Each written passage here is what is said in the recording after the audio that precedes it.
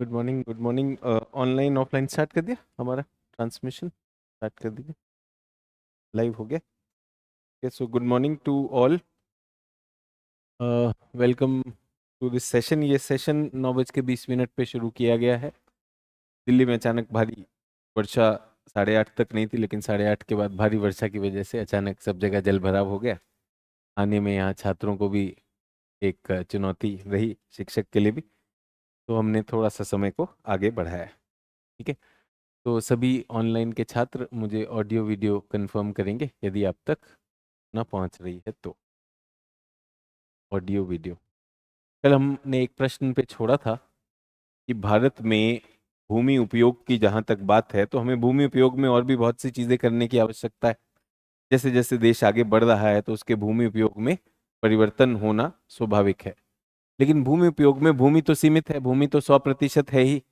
उसमें net sown area जो है, जो आपका निबल क्षेत्र है, वो 46 है। कुछ पड़ती भूमि है जो फैलो है, जो खाली छोड़ी जाती है, लेकिन उसको भी कृषि में ले लिया जाएगा और कृषि योग्य, किंतु अभी फिलहाल बंजर है। अगर उसका पुनर्जीर्णोद्धार किया गया तो वो भी कृषि योग्य हो जाए। कृषि में 58 जा रहा है, वनों में अभी तो 25 जा रहा है, लेकिन लक्ष्य क्या है हमारा? लक्ष्य हमारा है लक्ष्य हमारा है 33। तो यहां पर आना है। और यहाँ पे स्थायी चारागाह भी बहुत कम है और कृषि के लिए अनुपयुक्त जो क्षेत्र है वो भी, जैसे जैसे हमारी आबादी बढ़ी है, हमारी विकास की आवश्यकताएं हैं, भवन निर्माण होगा, आधारभूत अवसंरचना, सड़क, बांध, ये सारी चीजों का निर्माण होगा, अस्पताल बनेंगे, स्कूल खुलेंगे, एयरपोर्ट बनेंगे, रेलवे स्टेशन बनेंगे, तो उन सब में भी निश्चित रूप से हमारी भूमि जो है उसमें भी उपयोग होगा। तो क्या करें? ये प्रश्न मैंने आपको दिया था, अगर कुछ सोचा है तो बताइए। और ऑनलाइन के छात्र भी, यदि आपके पास कोई विचार है तो बताएं।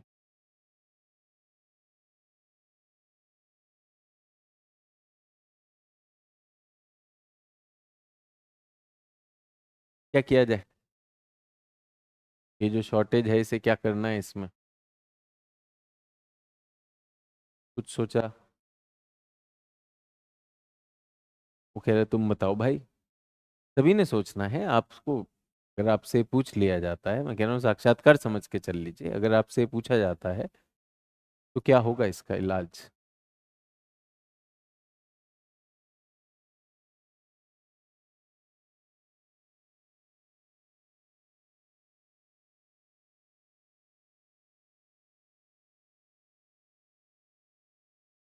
जल्दी बताइए।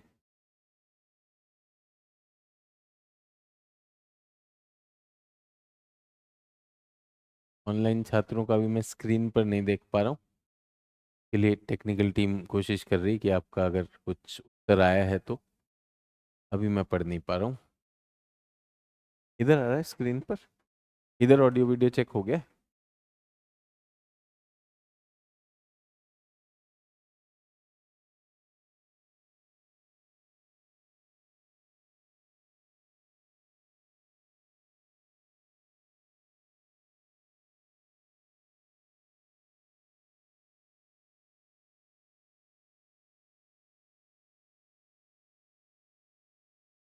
हाँ, तो ऑडियो वीडियो क्लियर है दोनों बैचेस में? ऑडियो वीडियो क्लियर है? मानसी द्विवेदी कह रही हैं आप लोग टाइम से लाइव कर दिया करिए। ये मानसी द्विवेदी को यहाँ से डिलीट कर दीजिए बिटिया। अभी क्लास शुरू हुई है। क्लास में पहली चीज़ है, आप जो ये आप सोचती हैं कि आपको चैट इसीलिए दिया गया है, इसलिए नहीं दिया गया Mansi Dwivedi ji, sorry. All clear है? धन्यवाद सोनाली जी। एग्रीकल्चरल प्रोडक्टिविटी को बढ़ाकर क्लियर है। चलिए ठीक है। तो आज चैट जो है अनुपलब्ध है मेरे लिए। मुझे थोड़ा टेक्निकल जो भी इशू है, तो उसके बिना हम बात कर रहे हैं। तो चैट के बिना इसमें मेरे ख्याल से टीवी ऑफ भी है। ऑन करके देखिए अगर कुछ आता है तो।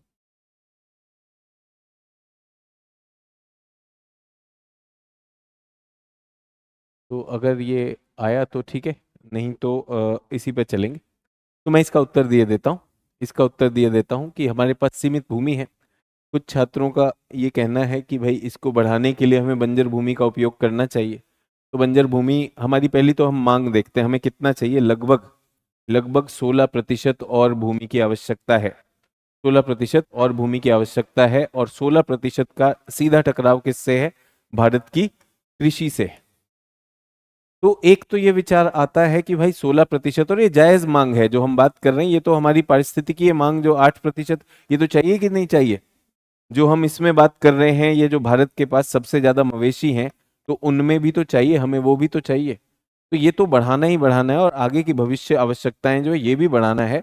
हमारे पास एक और केवल एक यही एक विकल्प रह जाता है कि कृषि जो 58% क्षेत्रफल में हो रही है या होना संभव है।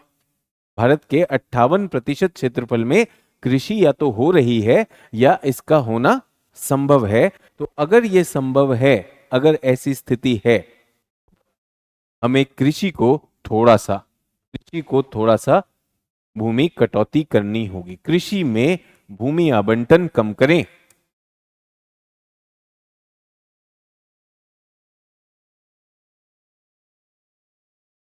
सवाल ये आएगा कि ये एक राजनीतिक मुद्दा भी हो जाता है कि किसान की जमीन को लेना।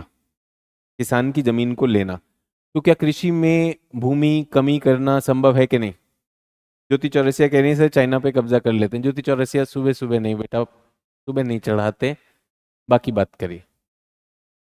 संसद में आजकल पाकिस्तान पे बात चल रही है, ऑपरेशन सिंदूर पे बात कर रही है, तुम चाइना की बात कर रही हो, पीओके की बात हो नहीं पा रही है। लव कुश कह रहे हैं घर बनाइए लेकिन कम जगह में बनाइए, घर बनाइए लेकिन कम जगह में बनाइए। बेटा घर होगा, भवन होगा, स्कूल होंगे, अस्पताल होंगे। नया संसद भवन बनवाया, इतना सुंदर भव्य बनाया कि नहीं बनाया। तो ये भी तो चौंचले करने हैं सरकार को अपने भवन भी तो बनवाने हैं, भवन निर्माण होने होने के नहीं होने। तो फिर से मैं कहना चाहता हूँ कि यहाँ पर कृषि की जो बात होती है, कृषि में मैं आप सभी लोगों को बता देना चाहता हूँ कि कृषि भारत में एक ऐसा मुद्दा हो गया कि अगर इसके लिए भूमि बढ़ाई या घटाई तो बड़ी चुनौती मानी जाती है। पर भारत में जो कृषि की स्थिति है, पहली बात तो मैं आपको बता दूं, ये 58%, 58% बहुत ज्यादा है। अगर चीन की बात करें, पूरे के पूरे चीन का केवल 20% क्षेत्रफल ही कृषि योग्य है। चीन की बात करें, रूस की बात करें और यूएस की बात करें, वो भी 20% से नीचे हैं। पूरे के पूरे अफ्रीका महाद्वीप की बात कर लीजिए, पूरे के पूरे अफ्रीका महाद्वीप की बात कर लीजिए, अफ्रीका महाद्वीप में केवल और केवल 10% भूभाग ही क्या है, कृषि योग्य है।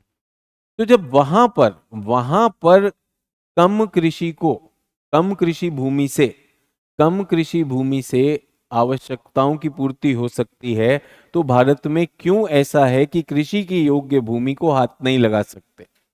अभी 58% की मैं बात कर रहा हूं, आपको क्या लगता है अगर कृषि में भूमि गई, अगर कृषि की भूमि, हम ये जो भूमि हमने कृषि या कृषि योग्य भूमि को अगर कहीं पे कटौती की, तो क्या नुकसान होगा, क्या नुकसान होगा, भारत को क्या चुनौती प्रस्तुत होगी अगर कृषि भूमि 58% से नीचे ले गए तो। खाद्य सुरक्षा तो सबको ये आता है कि अगर भारत अपनी भूमि को कृषि से हटाएगा तो क्या हो जाएगा, भारत पर खाद्य सुरक्षा का संकट आ जाएगा। तो फिर कहां से लाएगा खाना, कहां से लाना पड़ेगा, आयात करना पड़ेगा, है कि नहीं। तो फिर बताओ, ये तो फंस गया मामला, फिर यही फंस गया कि नहीं। तो कृषि योग्य भूमि कम करूं या नहीं करूं, जल्दी बताओ। अब आप कह रहे हो खाद्य सुरक्षा चली जाएगी, अब आपने क्या कह दिया, तो देश की खाद्य सुरक्षा सोचिए, देश की खाद्य सुरक्षा। तो क्या करें, कृषि योग्य भूमि कम करनी है या नहीं करनी है, नहीं करनी है सर, खाद्य सुरक्षा चली जाएगी।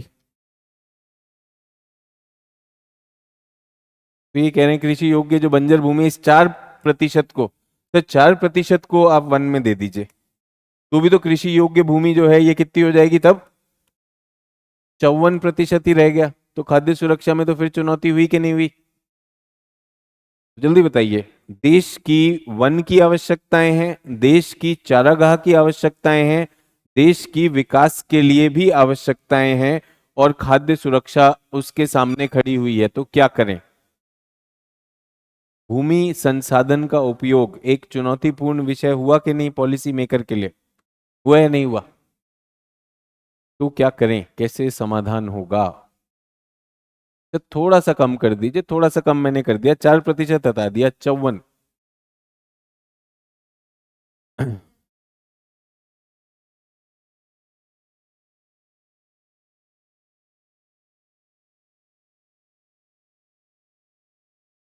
तो ऐसे हम क्या करें, और कृषि योग्य भूमि बनाएं टेक्निक यूज करके? बेटा कल आप क्लास में थे ही नहीं, तो आपको पता ही नहीं कि क्या बात हो रही है। आपको तो यही नहीं पता कि ये बहुत अहम चीजें, इनकी बात हो रही है, आप उसी में फंसे हैं। तो आप बेकार में डिबेट में मत आइए, जो लोग डिबेट के योग्य नहीं होते उन्हें नहीं आना चाहिए। तो खाद्य के ऑप्शन बढ़ा लें, जैसे मछली, मछली खा लो कोई बात नहीं, लेकिन कृषि भूमि को नहीं छुएंगे। सर चारागाह में भी कृषि हो सकता है, सर चारागाह भी दे दो, इधर भी कृषि करो। अरे भाई जो थोड़ी बहुत गाय भैंस के लिए खाना है वो गड़बड़ हो जाएगा। तो सभी लोग आप लोगों से बताना चाहता हूं कि ये लोग जो आप कृषि के लिए, ये अज्ञानता आम लोगों में हो तो ठीक है, लेकिन जो सिविल सेवा की तैयारी कर रहे हैं उनको बता रहा हूं। एक शोध हुआ कि बिहार में कृषि की क्षमता, बिहार बिहार में क्या है, जल संसाधन बहुत ज्यादा है। बिहार में जल संसाधन बहुत ज्यादा है। बिहार में जो मृदा है वो बहुत ही अच्छी है। ठीक है, बिहार में मृदा वो भी बहुत अच्छी है। और बिहार में देश की सबसे ज्यादा जनसंख्या घनत्व भी है, तो सस्ता श्रम बल भी है। तो बात यह हुई कि अगर बिहार में कृषि सुधार किए जाएं, अगर बिहार में कृषि सुधार किए जाएं, तो बिहार देश की खाद्य सुरक्षा में कोई योगदान कर सकता है या नहीं कर सकता? अभी अधिकांश खाद्यान्न कौन से राज्य उत्पन्न कर रहे हैं? पंजाब, हरियाणा, मध्य प्रदेश, उत्तर प्रदेश। ठीक है, ये देश की खाद्य सुरक्षा चलाते हैं। नीचे महाराष्ट्र भी आ जाओ तो महाराष्ट्र भी जुड़ जाएगा। तो क्या संभावना है बिहार की? आपको पता है उस शोध का रिजल्ट क्या आया? क्या बिहार भारत की खाद्य सुरक्षा में कुछ योगदान कर सकता है, नहीं कर सकता है? रिजल्ट ये आया कि बिहार के फसल और खेती में इतनी संभावना है कि वो पूरे भारत ही नहीं, पूरे के पूरे दक्षिण एशिया का खाना पैदा कर सकता है। कौन? सिर्फ एक प्रांत, बिहार। बिहार के लोग रोजगार ढूंढ रहे हैं, बिहार के लोग अपनी आर्थिक विकास चाहते हैं, अपनी प्रति व्यक्ति इनकम बढ़ाना चाहते हैं। गरीबी है कि नहीं है? वहां पे बहुत चीजों का अभाव है। पूरे के पूरे दक्षिण एशिया का खाना, पूरे दक्षिण एशिया का खाना कौन पैदा कर सकता है? कर सकता है बिहार। जैसे कि आप लोग यहाँ पर बैठे हुए हैं, आप लोग चाहें और जो लोग मुझे सुन रहे हैं, क्या आप आईएएस बन सकते हैं? हाँ बन सकते हैं। आप क्या कर सकते हैं? बन सकते हैं। लेकिन बनेंगे नहीं बनेंगे ये किस पे डिपेंड करेगा? आप उस लक्ष्य के लिए किस तरह से कार्य करते हैं। तो जितने भी छात्रों को लग रहा है कि अगर देश का 58% कम कर दिया तो खाद्य सुरक्षा फंस जाएगी, तो सोच के देखिए, अगर भारत के पास, फिर से बता रहा हूं, चीन के पास कितना क्षेत्र जो है वो कृषि योग्य है? 20%। पूरे के पूरे अफ्रीका महाद्वीप में 10%। सोचिए तो सही, वरदान है ये, वरदान है। इसमें से कम भी कर दोगे तो भी चलेगा, लेकिन बात यह है कि क्या करेंगे? उसका उत्पादकता बढ़ाएंगे। जब मैंने बहुत कोशिश किया, बहुत सही नहीं हुआ, कुछ भी सही नहीं हुआ, तो क्या करूं? अब एक बात बताइए, अभी बहुत भारी बारिश हुई कि नहीं हुई? बहुत ज्यादा भारी बारिश है। जो बच्चे यहाँ पे छात्र पहुंच गए हैं, बहुत बड़ी बात है। अभी सड़कों पे, दिल्ली की सड़कों पे आप देखेंगे तो लोग सड़कों पे आ गए, लोग सड़कों पे बैठ के भैया पानी में भीग रहे हैं, मजे से परिवार के साथ आ गए। इतनी ज्यादा बारिश हो रही है। मैं उस बारिश में था। मैं क्या यहाँ पर क्लास में आके रोया? मैंने बहुत कोशिश की लेकिन सही नहीं हुआ। मैं खड़ा हुआ, हमारे जो क्लास के जो संचालक हैं, कोऑर्डिनेटर, उनका फोन आया, सर बहुत बारिश है, ना छात्र पहुंच पा रहे ना मैं पहुंच पा रहा हूँ। मैंने कहा मैं पहुंच रहा हूँ। हमारी टेक्निकल टीम पहुंची हुई कि नहीं पहुंची हुई? बताइए, रो रहा है कोई? सर मैंने बहुत ट्राई किया लेकिन मेरा कुछ हो नहीं पा रहा है। बिहार ने बहुत ट्राई किया लेकिन कुछ हो नहीं पा रहा है। बेचारा बन के कब तक चलेगा? बेचारा बन के कब तक चलेगा? ये ज्योति सिंह बार बार पता नहीं क्या कर रहे हैं, प्लीज ट्राई टू अंडरस्टैंड, इनको हटा दीजिए कि ये ना तो ये नहीं ज्योति सिंह जी, ज्योति सिंह जी बार बार पोस्ट डाल रही, क्यों डाल रही, बिल्कुल हटा दीजिए। तो सभी लोगों से, भारत के कृषि भूमि, भारत के किसान को एक न्यू डील चाहिए। भारत का किसान क्या करना चाहता है? अपनी आर्थिक स्थिति बदलना चाहता है, और बदलनी भी चाहिए कि नहीं बदलनी चाहिए? भारत का किसान भारत को क्या देता है? खाद्य सुरक्षा देता है। तो भारत का किसान को स्वाभिमान से रहना चाहिए या किसान निधि पर रहना चाहिए साल की 6,000? स्वाभिमान से रहना चाहिए भाई, अच्छा काम करता है, अन्नदाता है वो, देश की खाद्य सुरक्षा करता है, तो उसको काहे का उसका अपमान किया जाए? लो भैया ये सब जिंदा रहने के लिए उनको क्या देना चाहिए? उनको देना चाहिए अवसर, हमारी कृषि को अवसर देना चाहिए। क्यों हमारे कुछ धनाढ्य लोग और धनाढ्य हो जाएंगे और वो जो किसान है और गिरता चला जाएगा, और राजनीति चलती रही किसानी की जमीन लेनी या नहीं लेनी है। और मुझे एक बात बताइए, ईमानदारी से बताइएगा, आज भारत में, आज भारत का जो युवा वर्ग है, आज भारत के जो लोग हैं, क्या आज भी वो दाल भात में ही खुश हैं, या फिर वो अपने खाने में नई चीजें आजमाना चाहते हैं? जैसे जैसे शहरीकरण हुआ है, क्या लोगों ने नई चीजों में एक्सपेरिमेंट करना शुरू किया कि नहीं किया? क्या भारत के खाद्य सुरक्षा का मतलब यह है कि उनको सिर्फ अनाज ठूंस दिया जाए, धान ठूंस दिया जाए, या उसमें पोषक सुरक्षा भी चाहिए, न्यूट्रिशनल सिक्योरिटी चाहिए? तो उसमें प्रोटीन चाहिए होगा, प्रोटीन चाहिए होगा कि नहीं चाहिए होगा? प्रोटीन में क्या चाहिए? अंडा चाहिए, दूध चाहिए। अभी बताइए, दूध, बढ़िया दूध उत्पादन के लिए भैंस या गाय को क्या चाहिए? चारा। दे नहीं रहे हो, कह रहा है चारा में भी कृषि कर दूंगा। किसको खिलाएगा? चारा में भी कृषि कर दूंगा, इनके लिए करो ना यार। अंडा कौन देती है? मुर्गी देती। मुर्गी क्या खाती है? दाना खाती है। दाने के लिए फिर चलेगा कि नहीं चलेगा? अब लोग अंडा भी खाना चाहते हैं, दूध भी लेना चाहते हैं अपने खाने में, सिर्फ दाल भात पे पानी वो उबला चावल पे नहीं चल रहा है। उसके साथ साथ आप देखेंगे कि प्रोटीन के और बहुत से स्रोत हैं, जिनमें एक विशेष स्रोत क्या है? दलहन। दालें चाहिए कि नहीं चाहिए? दालों की कीमत कितनी पहुंची हुई है, सोच के बताइए। अब मुझे बताइए, मेरा किसान जो सिर्फ गेहूं और धान पैदा करता है, अगर वो दलहन और तिलहन में आता है, तिलहन का भी शॉर्टेज है, दुनिया में शॉर्टेज चल रहा है तिलहन का, तेल नहीं है हमारे पास, क्या उस किसान की आय अपने आप बढ़ जाएगी कि नहीं बढ़ जाएगी? बात हुई थी 2022 तक किसान की आय दुगनी कर देंगे, हुई? नहीं हुई। किसान की आय दुगनी नहीं हुई है। क्यों नहीं कर रही सरकार ये काम? किसान की आय दुगनी करना, क्या उसको रैली में भाषण देकर या उसको किसान निधि के नाम का 6,000 रुपया साल का पकड़ा देना, जहां महंगाई इतनी ज्यादा हो रही है, ये अपने आप में अपमान है या नहीं है? ये अपने आप में अपमान है या नहीं है?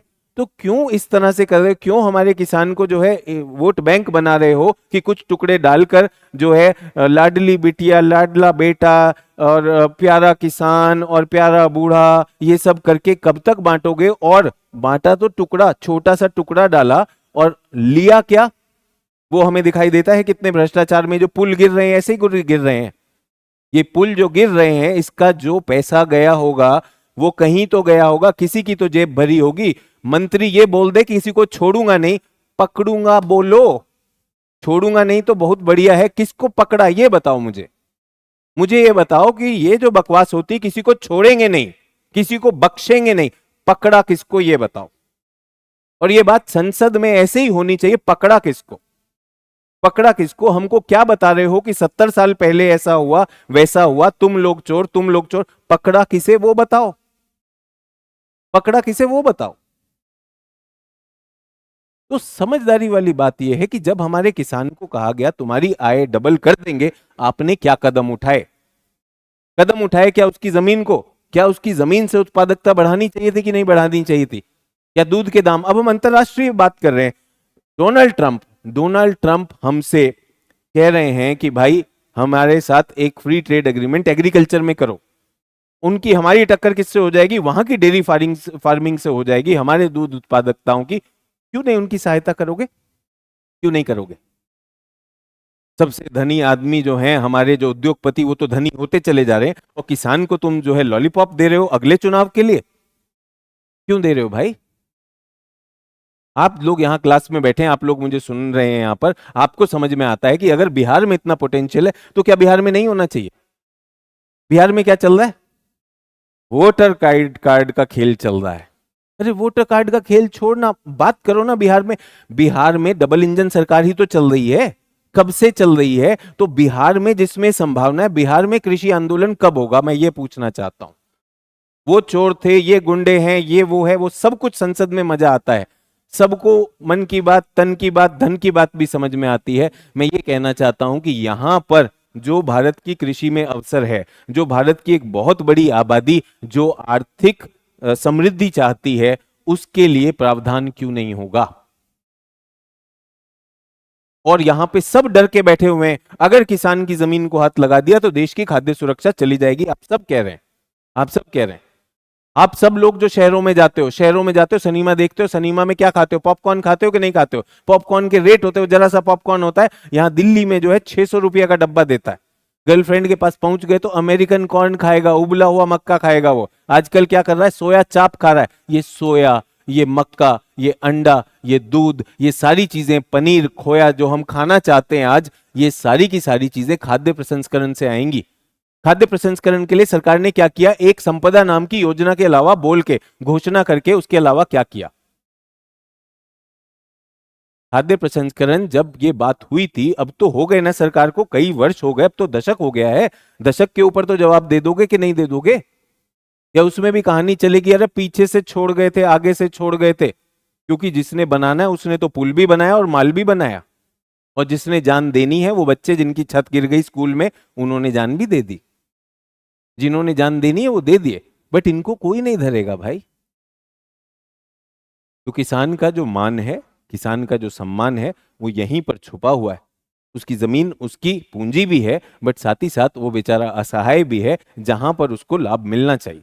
और जब मौका मिले, अगर चुनावी नीति बनी तो किसान को क्या एंटी नेशनल भी कह दोगे? ये अन्नदाता है भाई, इस मुंह से बोल देते हो। बट फिर मैं कहना चाहूंगा, वही किसान भी तो जाति पाति में बट के वोट दे देगा। वही किसान तो वो 6,000 के टुकड़े लेकर वोट दे देगा। उनको ये समझ में आ गया कि इस खिलौने से ये मान जाते हैं, तो खिलौना दिए जा रहे हैं। चरस छोड़ दो। अब किसान थोड़ी ना इस नशा मुक्ति केंद्र क्लास में बैठा हुआ है। तो मंत्रियों को, राजनीतिज्ञों को अपना काम बहुत बढ़िया से समझ में आया, तो वो बढ़िया से काम कर रहे हैं। किसान को अपना किसानी समझ में नहीं आ रही है, और किसान को अपने अंदर का छुपी हुई शक्ति समझ में नहीं आ रही। आज मंगलवार है, हनुमान जी का दिन है। हनुमान जी को कहा गया था कि जब इसकी आवश्यकता होगी, वो बचपन में बहुत नटखट हुआ करते, बहुत शैतान हुआ करते थे, उनको कहा तुम अपनी सारी शक्तियां भूल जाओगे। लेकिन ये भी साथ साथ में कहा कि जब आपको याद दिलाया जाएगा, अपनी सारी शक्तियां आपकी लौट आएंगी। जब भगवान राम ने कहा कि जरा लंका पार करनी, लंका तक पहुंचना है, तो हनुमान जी ने कहा भाई हम कैसे कूदेंगे? फिर उनकी शक्तियां याद दिलाई तो लंका क्या, वो कहीं भी कूद के जा सकते हैं, जा सकते हैं कि नहीं जा सकते? ये तो हुई एक कहानी। इस कहानी से सीख क्या मिलती है? ये सोए हुए हमारे किसानों के अंदर जो शक्ति है, उसको पहचाने। देश की खाद्य सुरक्षा तो आप लाएंगे लाएंगे, उसका स्वाभिमान भी आप एंजॉय करेंगे। क्यों बेचारे किसान की जमीन को जो है बिल्डर आकर कहे कि तुम्हारी जमीन में कुछ नहीं हो रहा है, हम तुम्हारी जमीन लेके यहाँ पे बिल्डिंग बनाएंगे और किसान का व्यवसाय भी जाए, सब कुछ चला जाए? क्यों जाएगा यार? क्यों नहीं वो स्वाभिमान करे? और किसान जो है किसानी करे, उसके बच्चे पढ़ाई भी करें, उसके बच्चे पढ़ाई करें, उन्नत किस्म की किसानी सीखे, माँ बाप के साथ उन्नत किस्म की किसानी उन्हें भी सिखाएं। और साथ ही साथ जो अगली चीज आ रही है, खाद्य प्रसंस्करण, उसमें लेकर जाएं। आप एक बात बताइए, अंबानी परिवार में क्या उनके बच्चे बिजनेस में ही हैं कि नहीं है? और बिजनेस को नेक्स्ट लेवल पे लेके जा रहे हैं कि नहीं लेके जा रहे हैं? रिलायंस समूह में से और भी कई समूह निकल रहे हैं कि नहीं? रिलायंस में रिटेल निकल आया, रिलायंस में जियो निकल आया, रिलायंस में फाइनेंस निकल आया कि नहीं निकल आया?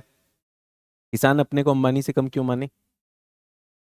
किसान अपनी किसानी करता है, गर्व से किसानी करे, उसका क्यों स्वाभिमान छीनते हो भाई? और उसके बच्चे पढ़ाई करें, उसके बच्चे पढ़ाई करें और अगले लेवल की किसानी करें, खूब बढ़िया किसानी करें, उनको भी गर्व हो जो भी चीज है। बट किसान का बस एक ही सोचा, भाई मैं तो कष्ट में हुई हूं, मेरे बच्चे निकल जाएं, बस किसानी छूट जाए। अरे किसानी दुनिया में आप सोचिए, किसानी के कितने दाम मिल रहे हैं किसानी के। ये अमेरिका हमसे डील करके अपने किसानों के लिए लेना चाह रहा है, बट हम क्या डील कर रहे हैं? हमारे तो तू तड़ाक का संबंध है, हमारी दोस्ती है। काहे की दोस्ती है भाई? यहाँ पर काहे की दोस्ती कर रहे हो? दोस्ती का चूरन खिलाया जा रहा है यार। है कि नहीं? तो किसानी में या इस भूमि के कम होने में चिंता मत करिए। हमारे किसान में बहुत दम है, उसको इसी इसी भूमि पे, इसी भूमि पर बेहतर कृषि करना का अवसर दीजिए। जब उसका उत्पाद बढ़ता है तो उस उत्पाद को बाजार तक की पहुंच दीजिए, और उसको उसको सबल बनाइए कि वो अपने उत्पादन की वैल्यू एडिशन कर सके, खाद्य प्रसंस्करण कर सके। बदलती हुई भारत की आबादी की खाद्य मांग, बदलती हुई वैश्विक आबादी की मांगों को ध्यान में रखते हुए भारत अपनी कृषि नीति तय करे, तो दोगुनी क्या, मैं कह रहा हूं 10 गुनी हो जाएगी। और नेता हूं तो 10 गुनी गारंटी से कहूंगा कि यार 10 गुना हो सकता है। बट ये नियत नहीं है भाई, कह देने के बाद भी कोई सवाल नहीं। हो गया 2022, हो गई किसानों की आय दुगनी, तो अब तो 25 आ गया। कौन जवाब देगा उसका? जवाब कोई नहीं देगा, जवाब कोई नहीं देगा। और अगर पूछा तो भाई आप जो है देश के खिलाफ हो। मैं तो खड़ा होकर कह रहा हूं, मैं तो देश के साथ हूं, मेरे किसान किसान के स्वाभिमान के साथ हूं। मैं कैसे हूं भाई? और मैं शिक्षक होकर अगर ये बात नहीं कह सकता, अगर ये बात नहीं कह सकता कि भाई किसानों के पास उनका स्वाभिमान और किसानों के पास देश का खाद्य भविष्य बदलने का पूरा हक है और वो उनको मिलना चाहिए, तो मुझे लगता है किसी भी नीति निर्धारक को कहीं पर भी सत्ता आसीन लोगों को ये समझना चाहिए। अन्यथा सत्ता में कोई वो मतलब नहीं बनता अगर आप ये नहीं कर पाते हैं। तो खैर ये हुआ किसानी, और हम बात क्या कर रहे थे? भूमि संसाधन की। लेकिन बात कहाँ चली गई? किसानी की। सोचने के लिए आप लोगों को कहा था, बहुत ही कम लोग सोचते हैं। जैसा मैंने कहा ना, किसान जागा नहीं हुआ, छात्र भी नहीं जागा हुआ है। छात्र कैसे बैठा हुआ है? छात्र पैसे पे बैठा हुआ है। उसको क्या है इधर उधर की, अरे लेट शुरू कर रहे हो, बता दो जरा, हमने पैसा दिया, हमारा पैसा वसूल करा दो जरा। वही वसूल करा रहे हैं, वही भावनाएं पैदा कर रहे हैं, वही चीजें। सर नोट्स लिखवा दो जरा, कितना लिखवा दिए जरा, ये कर रहे हो। किसान से क्या करें? ऐसे ही छात्र और ऐसे ही किसानों का दुरुपयोग, और इनका इनका जो भी चुनाव बैंक के लिए राजनीतिक दल उपयोग करेंगे कि नहीं करेंगे। तो जागो, छात्र होकर भी जागो, किसान होकर भी जागो, भारत के नागरिक होकर भी जागो। अपना भविष्य खुद लिखो। वहां पर सर बहुत कोशिश करता हूं लेकिन नाकाम हो जाता हूं सर, क्या करूं? रोना बंद। रीढ़ की हड्डी दी है, जरा रीढ़ की हड्डी लो। ठीक है, तो हमें क्या करना चाहिए? हमें थोड़ा सा बेहतर करना चाहिए। किसको? कृषि की नीति को भी। अब हमारे पास क्या आ गया? कहीं ना कहीं घूम फिर के कृषि की तरफ मैं अब खिंचता चला जा रहा हूं। तो हम कृषि के संदर्भ में ही आज किसकी बात करने वाले हैं? जल संसाधन। क्योंकि ये भूमि संसाधन, जल संसाधन, भूमि उपयोग, ये सारे सारे कहाँ ना कहाँ पर जुड़े हुए हैं। तो लोगों को पूछना आना चाहिए, लोग तो खुश हैं भगवान की मर्जी पर। तो ठीक है, मैंने कहा ना, भाग्य विधाता और एक होता है भाग्य रचयिता। तो अपने भाग्य को कोस भी सकते हैं, हम अपने भाग्य को बना भी सकते हैं। भारत उस जगह पर खड़ा हुआ है कि आज भारत के नागरिक उसके भाग्य विधाता होकर उसको एक बहुत दूर तक ले जाने की सोच रख सकते हैं। लेकिन भारत उस मोड़ पर भी है जहां जहां लोग बेवकूफ बनकर जो है अंधविश्वास में भाग्य पर आश्रित होके कि जो भाग्य में लिखा है वो है, बाकी और इस नैया का खेवैया कोई और बन जाए, मैं अपनी नैया नहीं चला सकता, तो गड़बड़ है। ऐसे ऐसे भारतीय जो हैं भारत को आगे नहीं ले जा पाएंगे, ये अफसोस की बात रहेगी। ठीक है। और आपको लगता है कि क्या नाम है, यूट्यूब वीडियो में नाच गाना चुटकुला करके हम नेक्स्ट लेवल पे जा सकते हैं? वो भी एक तरीका है, कोई दिक्कत नहीं। एक सीरियस मुल्क अपने लिए बहुत सारी चीजें करता है, कृषि तो एक है ही उसमें। ठीक है। राहुल कह रहा है सर क्या इसमें बस सरकार की ही गलती है, क्या फार्मर का पार्टिसिपेशन भी जरूरी है किसी नीति को लागू करने के लिए? तो अभी एक बात बताइए, अभी किसान को तो मैंने बोला किसान उस अवसर का लाभ नहीं उठा रहा है, किसान नहीं कर रहा है। अब ये राहुल बताइए, राहुल के मैसेज में सरकार का बचाव है कि नहीं है? राहुल इतना करने के बाद तुमको लगा कि मैं घसीटा जाऊंगा इसमें? कि तुम सरकार का पक्ष लेना चाह रहे हो, ले लो भाई, कोई रोक रहा है? हम तो कह रहे हैं जिस चीज पे सवाल पूछा जाना चाहिए, जो नीति जो होनी है वो नहीं आएगा। हुआ है क्या खाद्य प्रसंस्करण में? राहुल तुम ही बता दो। और हो सकता है कहीं गांव वाम में रहा भी ना हो, यूट्यूब पे बेटा देख रहे हो और तुम सोच रहे हो कि मैं तुम्हारी इस मजे मजे में आऊंगा क्या, इसमें सरकार की ही गलती है? देखो भाई, जिसको भक्ति करनी कर लो, जिसको भक्ति करनी कर लो। इतना बुद्धू नहीं हूं राहुल कि तुम्हारे मजे में मैं आ जाऊंगा। ये तो तुम मीडिया में रोज देख ही रहे हो, तुम जाके किसी में भी जुड़ सकते हो, भक्ति का मेडल लेके घूमना। लेकिन मैं ये कह रहा हूं कि अब हो गए, अब हो गया, नीतियों से चीजें पलटी जा सकती हैं, नीतियों से चीजें पलटी जा सकती हैं। और आगे भी दिखाऊंगा ये, आगे भी बहुत सारी चीजें दिखाऊंगा, ठीक है। और यहीं पे राहुल ये भी कहना चाहूंगा कि छात्र जो हैं, विषय पे तो कोई है नहीं, उसके बाद गलती किसकी है? मेरा स्कूल अच्छा नहीं था, मेरा कॉलेज अच्छा नहीं था, मेरा शिक्षक अच्छा नहीं था, वो करते रहेंगे। हम तो कह रहे हैं किसान को तो भाग्य विधाता समझना ही चाहिए, किसान को खुद वोट बैंक नहीं बनना चाहिए। रही बात सरकार की, तो भाई राहुल तुम तो अपना पक्ष दिखाए हो, कोई दिक्कत नहीं है। शिक्षित किसान आम किसान की तुलना में 8 गुना अधिक प्रोडक्टिव होता है। अब ये कहाँ से डेटा लाए ये मुझे नहीं पता है, बट हाँ ये जरूर है कि जो भारत में जागरूक किसान है वो अच्छा कर रहा है, इसमें भी मैं कोई दो राय नहीं रखता हूं।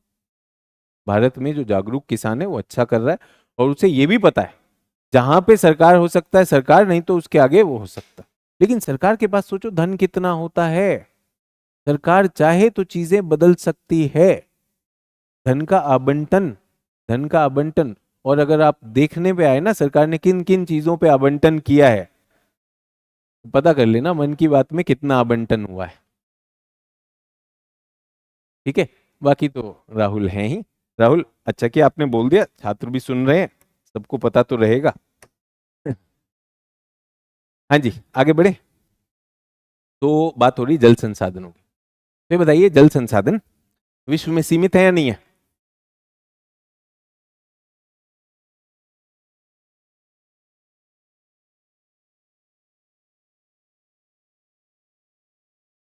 जो जल है इस ग्रह का वही है, उसी में हम सीमित हैं, और तो है नहीं, और तो है नहीं हम। ट्रू और नॉट? यस। तो भारत में जल संसाधन होगा कि नहीं? हरे कृष्णा कह रहे हैं इकोनॉमी से यह लाया है सर, रामेश्वर सर बताए थे। नहीं नहीं, रामेश्वर सर बताए थे तो रामेश्वर सर तो दोनों पक्ष दिए होंगे ना, दोनों पक्ष दिए होंगे कि नहीं दिए होंगे? ऐसा नहीं है कि आपके शिक्षक जो हैं दोनों पक्ष, शिक्षक का तो काम है ना दोनों पक्ष तो देना, उतना तो ईमानदारी रखेगा शिक्षक, दोनों पक्ष देगा। और यहाँ पर बाकी जो है, मैंने कहा ना, ये शिक्षकों के पक्ष की बात नहीं है, ये तो यहाँ छात्र अपना पक्ष दिखाता है। तो उसमें जो है हमारा आपसे आग्रह है कि आप जिस सेवा में जाने वाले हैं उस सेवा में आपसे निष्पक्ष रूप से सेवा अपेक्षित की जाती है, ठीक है। वापस आइए, सभी लोग इस पर आ जाएंगे, किस पर हैं हम? जल पर हैं। जल संसाधन विश्व में भारत की क्या स्थिति? भारत की क्या स्थिति? 17% आबादी, 4% जल संसाधन। 4% क्या है? जल संसाधन। तो ज्यादा है कम है? कम। तो यहाँ पर एक तनाव की स्थिति दिखाई देती है कि नहीं दिखाई देती है? तो क्या करें? आबादी कम कर दे। कुछ तो ये हो जाएंगे, अरे ये वैसे भी वोट नहीं दे रहे हमारी पार्टी को, आबादी हटा दो, इनका बस चले तो आबादी कम करने लगे। क्या करें, पानी कहीं से आ सकता है, पानी आता कहां से? सतही और भूजल, यही है कि नहीं है? सतही और भूजल, या तो सतह पर है। सतह पर क्या है? सतह पे क्या है? नदी है, जलाशय हैं, तालाब हैं, झील हैं, यही होगा कि नहीं होगा?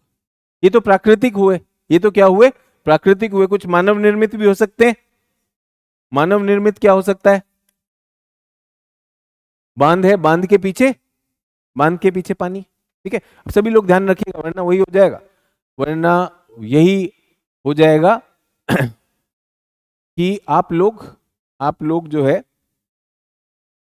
आप लोग अपनी सोच विकसित नहीं कर पाओगे, सोच विकसित नहीं कर पाओगे, नोट्स बनाते रहोगे। आज जल पे सीरियस बात करने वाले, जल पर सीरियस बात करने वाले, जल पर उत्तर भी दे पाओगे, पक्षों को भी समझोगे। वो अलग बात है कि क्या आप तटस्थ होकर चीजों को देख सकते हो कि नहीं, तो एक अच्छा नागरिक तो बनी जाओगे, आईएएस बनोगे कि नहीं बनोगे। लेकिन अगर भक्ति में ओतप्रोत रहना है तो वो अलग बात है। ठीक है, तो हम बात करें किसकी? जल संसाधन की बात करें, सतही संसाधन की हम बात करें। भूजल कहां पर है? भूजल कैसे जाता है? भूजल कैसे जाता है? जमीन के अंदर है। कैसे आया है? ये रिसाव के कारण जाता है। किससे जाता है? रिसाव। और रिसाव कहां होगा? चट्टानों में, चट्टानी रिसाव। कौन सी चट्टानों में रिसाव ज्यादा होगा? अवसादी या कायांतरित? अवसादी में, अवसादी में, कायांतरित में या फिर आग्नेय चट्टानों में ये अंदर नहीं जा पाए। तो इससे क्या मैं ये कह सकता हूं कि ये दोनों के दोनों उपलब्ध तो हैं, लेकिन स्थानिक रूप से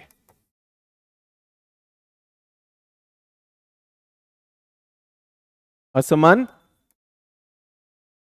वितरण। स्थानिक रूप से क्या है?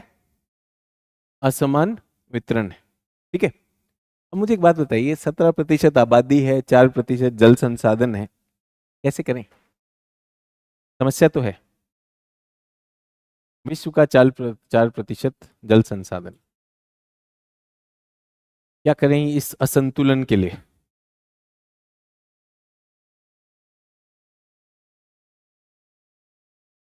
वृक्षारोपण। देखो यार, आप मत कहो, आप मत करो, गलती हो जाती है, मैं पूछ लेता हूँ आप लोगों से, फिर एकदम से पता चलता है, फिर बच्चे इतने ज्यादा, मतलब शिक्षा का स्तर जो है हमारा इतना अचेत है कि हम उससे आगे कुछ कर ही नहीं सकते। तो थोड़ा आंकड़ा, समय भी बचेगा, आंकड़ों से पढ़ाता हूँ,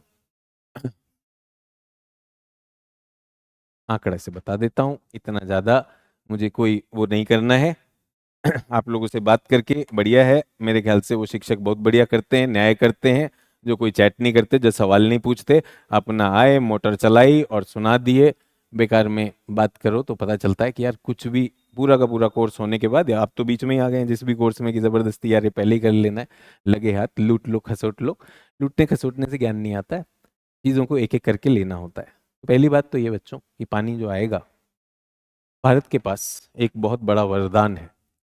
17% क्या है? आबादी, और 4% ये तो है, लेकिन भारत के पास एक बहुत बड़ा वरदान है। भारत का क्षेत्रफल कितने मिलियन हेक्टेयर लिखवाया था कल? जल्दी बताओ, कल लिखवाया था डेटा में? कल थे कोई थे? अरे यही होता है। अब सोचो किसान को क्या बोले, ये तो छात्र बैठे हुए हैं यहाँ पर, ये यहाँ पे लिखवा है 300 मिलियन हेक्टेयर, और इस पे चर्चा करने के लिए छात्र आ गए, चर्चा करनी है। तो वो शिक्षक बेवकूफ है जो ये खेल खेल रहा है भाई, चर्चा का कोई अवसर नहीं चाहिए, सिर्फ लिखवाओ। तो आपके पास 329 मिलियन हेक्टेयर है। 329 मिलियन हेक्टेयर का समझो एक टैंक है, एक टैंक है, और इसमें वर्षा होती है, इसमें वर्षा होती है 110 सेंटीमीटर या 116 सेंटीमीटर। ये क्या है? वार्षिक औसत वर्षा। इसका मतलब ये टैंक कितना भर जाएगा हर साल? ये टैंक हर साल कितना भर जाएगा, जल्दी बताओ? 1.16 मीटर पानी। तो जो 329 मिलियन हेक्टेयर, अगर हम उसको 306 भी मान ले, जो हमारी गणना में आया था, 329 या 306 मान ले, अगर अगर मैं इसको 329 या 306 इंटू 1.16 करता हूं तो ये क्या है? क्षेत्रफल। और ये क्या है? ऊंचाई। गणित में क्या निकल के आएगा? क्षेत्रफल को ऊंचाई से गुणा कर दो तो क्या निकलता गणित में?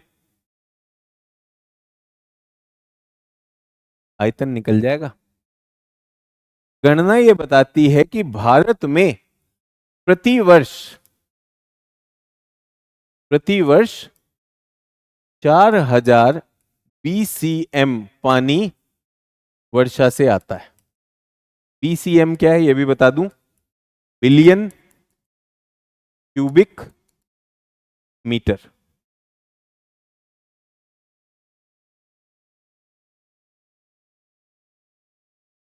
तो भाई वो असंतुलन जो है वो तो ठीक है, ये असंतुलन तो ठीक है, लेकिन 58% कृषि योग्य भूमि ये क्या थी? वरदान थी। ये किसी देश में नहीं है, ये किसी देश में नहीं है। तो ये जो आया प्रति वर्ष जो मिलेगा वर्षा से, ये क्या है? वरदान।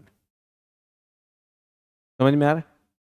आप यूं समझिए कि आपके पास एक जमा पूंजी है, जीवन गुजारने के लिए जमा पूंजी है। मान लीजिए किसी के पास 10 लाख रुपए हैं, तो सोचता है मैं अपना जीवन 10 लाख में चलाऊंगा। उस पे तनाव रहेगा यार, 10 लाख अगर कम पड़ गए तो क्या, बीमार पड़ गया तो क्या, हो सकता है कि नहीं हो सकता। बट सोचो जिसके पास 10 लाख है और प्रतिवर्ष 5 लाख उसके पास आता और जाता है, तो अब उसके 10 लाख तो बचे रहेंगे कि नहीं बचे रहेंगे? 5 लाख का उपयोग कर ले कि नहीं कर ले? ये देश क्या दुनिया में नहीं है, इतना पानी है हमारे पास। तो पहली बात, कितने लोगों को पानी समझ में आया कि पानी है? पानी क्या है? पानी मिल तो रहा है। ये पानी कहां पे जाएगा? सतह में जाएगा और भूजल में जाएगा। सतह में जाएगा और भूजल में जाएगा। 4000 बिलियन क्यूबिक मीटर भारत के लिए बहुत बढ़िया पानी संसाधन है। तो स्थिति क्या है? अच्छी है। तो फिर सर जल में तनाव क्यों, जल में समस्या क्यों? तो आज जब मैं आ रहा था, मैंने आपसे कहा भी करंट अफेयर्स के लिए क्या करेंगे, समाचार सुनेंगे। तो आज समाचार में ये आया कि मध्य प्रदेश में भारी बारिश हो रही। मध्य प्रदेश के सारे जिलों में, सारे के सारे जिलों में ऑरेंज अलर्ट घोषित किया गया है। मध्य प्रदेश की नदियां उफान पर हैं और मध्य प्रदेश की सारी परियोजनाओं के बांध के दरवाजे खोल दिए गए। पानी आया। मध्य प्रदेश अपनी वार्षिक जितनी वर्षा लेता है वो अभी हाल ही में 70% आ गई है। जितनी पूरे वर्ष में आनी है उसका 70% मध्य प्रदेश ले चुका है। कौन सा ऋतु चल रही है? कौन सी ऋतु चल रही है? मानसून ऋतु चल रही है। दिक्कत क्या है? दिक्कत यह है कि ये जो 4000 है ना, 4000 में 3000 BCM ये मानसून में आएगा, यानी 75% कहां पर आ जाएगा? सर मानसून में आ जाएगा। समस्या समझ में आ गई क्या हो गई? पानी है, पानी है, लेकिन पानी कब आएगा? एक मुश्त आएगा, एक मुश्त आएगा, एक मुश्त आएगा। और इतना आएगा कि अगर आपने सोचा था बांध बना लेता हूं, बांध को बचाने के लिए क्या करना पड़ जाएगा? दरवाजे भी खोलने पड़ जाएंगे। तो सतही जल समस्या क्या है भारत की? पहली समस्या जो मैंने आपको बताई वो क्या बताई? असमान वितरण। सब जगह उपलब्ध नहीं है, बराबरी से उपलब्ध नहीं है। ये क्या हुआ? स्थान के आधार पे स्थानिक वितरण उसका गड़बड़ है, और यहां पर क्या है?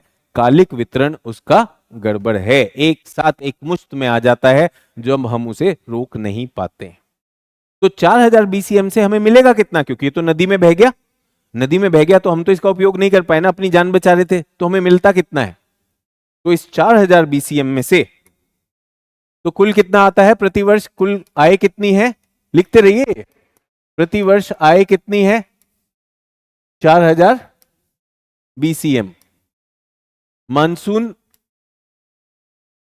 मानसून का मतलब जून, जुलाई, अगस्त और सितंबर, इसी में खत्म हो जाएगा।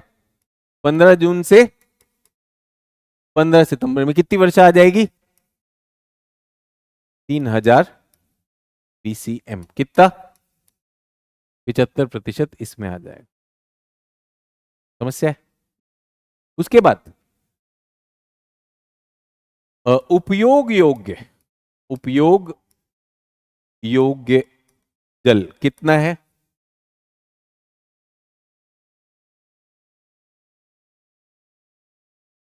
दिक्कत हो गई कि नहीं हो गई? तो 4000 का कितना हम उपयोग कर पा रहे हैं? केवल कितना हुआ है? 40% होगा ये। 40 है, 50 से तो कम है ना। 45 मान लो, 45-46%। तो ये तो हम रोक ही नहीं पाते, ये तो हम रोक ही नहीं पाते उपयोग योग्य। ठीक है। अब इसमें भी उपयोग योग्य जल जो है वो इतना है, और इसमें भी क्या होता है? लॉस। हम उसे भी अगर समझदारी से यूज कर सके तो अच्छी बात है। उसमें भी क्या हो जाता है? लॉस हो जाता है। उसमें भी हम सही से नहीं कर पाते। तो वास्तविक या कुल उपयोग हेतु जल कितना है? 1123 BCM। कितना है? 1123 BCM। 1100 में कुछ सतह पे जाएगा, लगभग 700 BCM। लगभग 700 BCM कहां चला गया? सतही जल। और बचा कितना? 423।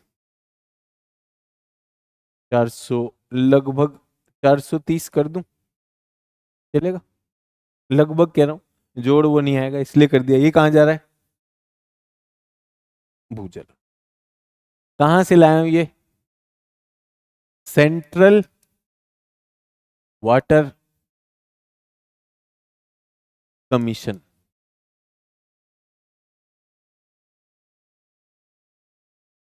समस्या, समस्या क्या है? कालिक व स्थानिक असंतुलित, असमान,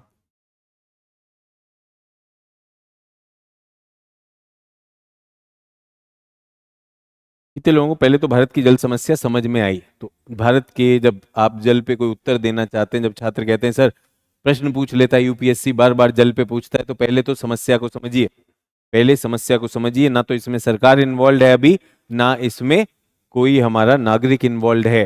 अब इसमें सरकार और नागरिक सबको लाने वाले हम, सबको लाएंगे। शिक्षक का काम सबको लेकर आए कि लोग जो हैं कुछ ले नहीं पाते, लोग कुछ ले नहीं पाते, तो आपने तो सिर्फ स्कीम स्कीम करी है, स्कीम के आगे का बताने वाले हैं।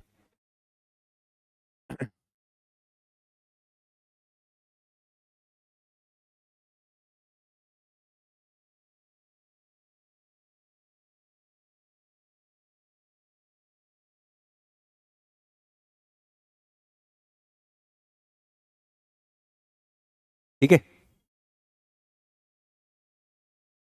Annual precipitation 4000। मानसून में कितनी आई? 3000। उसका वाष्पीकरण हो गया, सॉइल वाटर में चला गया, कितना? ये कुछ वाष्प में गया, ये सब लॉस होके 21-31। एवरेज एनुअल प्रेसिपिटेशन इन रिवर्स, नदियों में कितना आया? नदियों में आ गया 1869। ये किस में आ गया हमारा? नदियों में आ गया। बाकी सब कितना है? लॉस हो गया। ठीक है। 2131 कहां चला गया?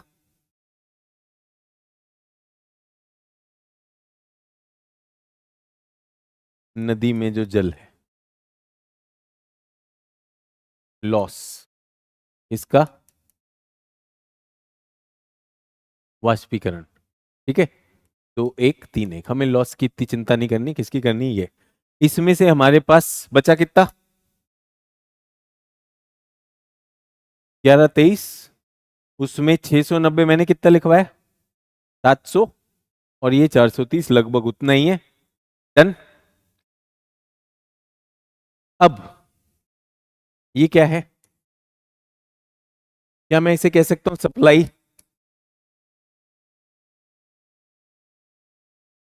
2050 की, 2050 की भारत की अनुमानित जल मांग,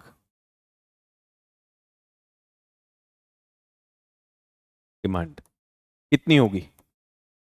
तो रिपोर्ट ये कहती है 1450 होगी। कितना चाहिए, 1450 बीसीएम चाहिए। कितना उपलब्ध है, आज उपलब्ध है, ये भी कम हो जाएगा आगे। असंतुलन समझ में आया या नहीं आया, सिर्फ डेटा डेटा से, पहली बात हमने क्या की, डेटा डेटा से। अब इसका समाधान अगर इतना आसान होता जितना आपको आपके शिक्षक बता दें, कैसे बता दें, भारत सरकार में जो है क्या है, प्रधानमंत्री कृषि सिंचाई योजना आ चुकी है बच्चों, इससे क्या होगा, जल की आपूर्ति सब ठीक हो जाएगी। हम क्या कर रहे हैं, कौन सी योजना हमारे पास, नमामि गंगे योजना है, उससे जल मिल जाएगा। सर सरकार ही कुछ करेगी या लोगों को भी करना पड़ेगा, सुनो, बहुत बड़ी समस्या है। ऐसा कहा गया, और ये सिर्फ भारत में नहीं विश्व में है, ऐसा कहा जाता है, यदि यदि किसी ने विश्व की जल समस्या का समाधान कर दिया, यदि कोई कर पाया, ना इसमें सरकार ला रहा हूं ना नागरिक ला रहा हूं, यदि कोई कर पाया तो उसको 2 नोबेल प्राइज मिलेंगे। एक नोबेल प्राइज मिलेगा कि भाई इस समाधान को करा कैसे, तो विज्ञान का मिलेगा, क्योंकि इसमें बहुत बड़ा विज्ञान लगने वाला है, तो विज्ञान का मिलेगा। और दूसरा, ऐसा माना जाता है कि आगे जो है विश्व युद्ध किसके होंगे, जल पर होंगे, तो उसको जल के युद्ध ना हो उसमें भी मदद करेगा, तो उसको शांति पुरस्कार भी मिलेगा। तो ये छोटी समस्या नहीं, बड़ी समस्या है। इसके लिए पहला काम क्या करना पड़ेगा, भारत के जलीय संसाधनों का आकलन करना पड़ेगा। क्या करना पड़ेगा, भारत के जलीय संसाधन आकलन। आकलन का मतलब क्या है, सप्लाई कितनी है और डिमांड कितनी है। ठीक है, जलीय संसाधन किसमें आ सकते हैं, सतही जल संसाधन, और क्या आएंगे, भूजल संसाधन। ठीक है, सतही जल संसाधन और भूजल संसाधन। सतही जल किस में होता है, जल्दी बताइए, नदियों में होता है, झीलों में होता है, और किस में होता है, तालाब में हो सकता है, बांध में हो सकता है। ठीक है, तो मेरे पास कुछ डेटा है, 1985 से 2025, 1985 से 2023 का सेंट्रल वाटर कमीशन का आकलन, लेटेस्ट आकलन जो है 2023 की जो रिपोर्ट है, वो ये बताता है कि कुल उपलब्ध जल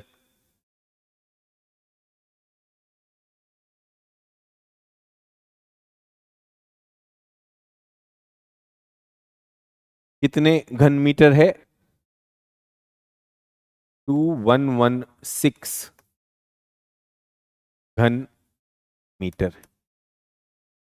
ठीक है, घन मीटर। और इनमें जो सबसे ज्यादा जल उपलब्धता जिन जल में है, घन किलोमीटर करिएगा,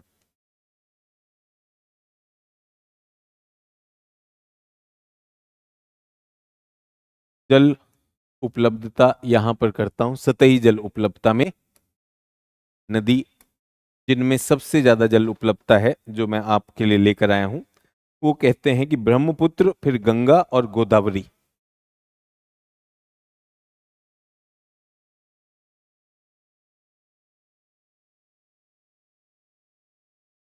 दो तो हिमालयी नदियां हो गई। तो सबसे ज्यादा नदी सबसे ज्यादा किसके पास है? ब्रह्मपुत्र, गंगा, गोदावरी।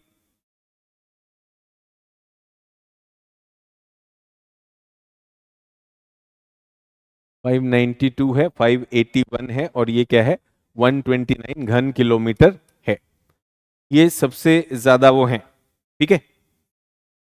तो पहली चीज तो ये है, क्षेत्रीय असमानता दिखाई देती है हिमालयी नदियों में। ये क्या है?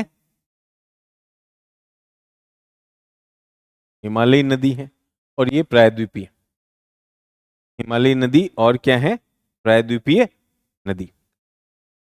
और अगर मैं इसी में कम जल वाली उपलब्धता की बात करता हूं तो साबरमती और माही।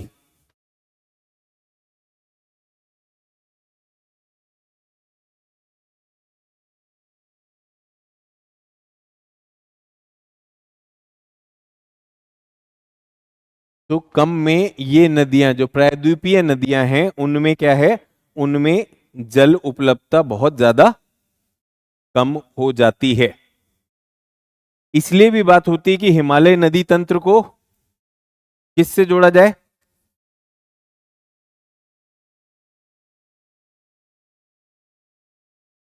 और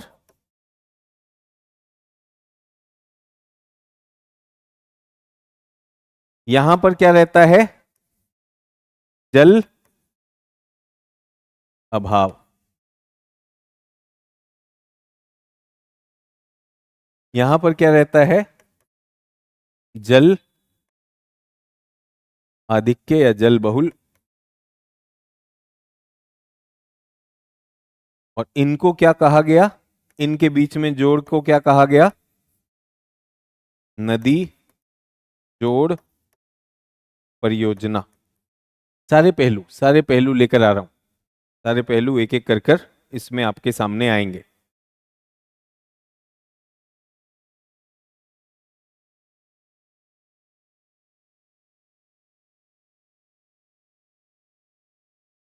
नदियों की विषमता आकलन हो गया। नदियों को जोड़ा जाए कि नहीं जोड़ा जाए?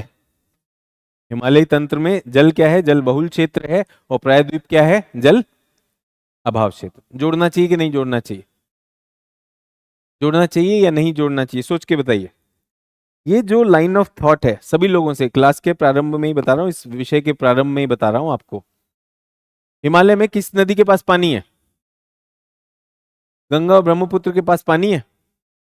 अगर आज 2025 में, आज जब मैं आपसे मिल रहा हूं जुलाई में, अगर ये जोड़ होता, अगर ये जोड़ होता तो ये जोड़ और घातक होता कि नहीं? सोच के देख लो। बड़े मजे से कह तो दिया। अरे भाई इतनी बारिश हो गई कि मध्य प्रदेश ने अपने सारे के सारे रास्ते खोल रखे हैं। मध्य प्रदेश से तो बहती नर्मदा नदी, मध्य प्रदेश से माही भी बहती है, मध्य प्रदेश से चंबल भी बहती है। तो बहुत मजे से क्या बात कर दी? क्या बात कर दी कि दोनों को जोड़ दो। अगर आज जोड़ा होता, जोड़ने का ये जो बात होती है, बड़ी बड़ी बात करते हैं नेता। मैं पूछना चाहता हूं आप लोग मेरे सामने आज की न्यूज के साथ बता दीजिए, अगर आज गंगा की नदी का जोड़ मध्य प्रदेश की नदियों से होता तो क्या उसका कोई लाभ था? गंगा में बाढ़ कम होती उससे? नहीं, गंगा में तो बाढ़ है ही।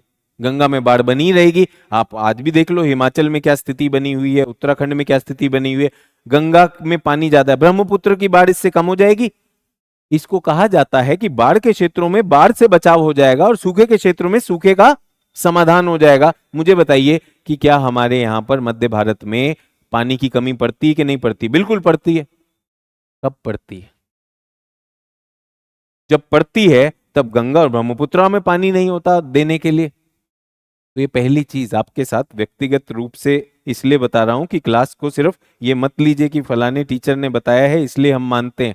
आज के आंकड़ों पे बात कर रहा हूं। आज ही पूछ लीजिए मध्य प्रदेश के लोगों से, उत्तर प्रदेश, हिमाचल के लोगों से, हाँ भैया नदी हमसे जोड़ोगे? काहे जोड़ रहा है भाई? काहे भेज रहा है पानी? और यही यही जो राज्य हैं, कर्नाटक और तमिलनाडु और केरल, आपस में नदी के लिए लड़ते हैं। कावेरी जल बंटवारे में ये लोग लड़ते हैं। और उसके बाद केरल क्या कहता है तमिलनाडु को, ए भाई मूला पेरियार के दरवाजे मत खोलना, वही बहुत बारिश हो रही है कि नहीं हो रही? ट्रू और नॉट? तो पहली चीज तो ये कि ये जो तर्क दिया जाता है, तर्क दिया जाता है कि नदियों का जोड़ जो है बाढ़ और सूखे की समस्या को निजात दिला देगा। ये तर्क भौगोलिक रूप से क्वेश्चनेबल है कि नहीं, आज विद फैक्ट आपको दे रहा हूं। दूसरी चीज अब मैं आंकड़ों से देना चाहता हूं। क्या मांग होने वाली है बच्चों देश की? देश की मांग कितनी होने वाली है? 1450। उपलब्धता कितनी है? 1123। उपलब्धता 1123 है। तो यानी नदी जोड़कर ये तो होना चाहिए, नदी जोड़ के कम से कम उपलब्धता सुनिश्चित करो, तभी ना करोगे। तो मैं आपको यहां डेटा दे रहा हूं सेंट्रल वाटर कमीशन का। अगर नदियां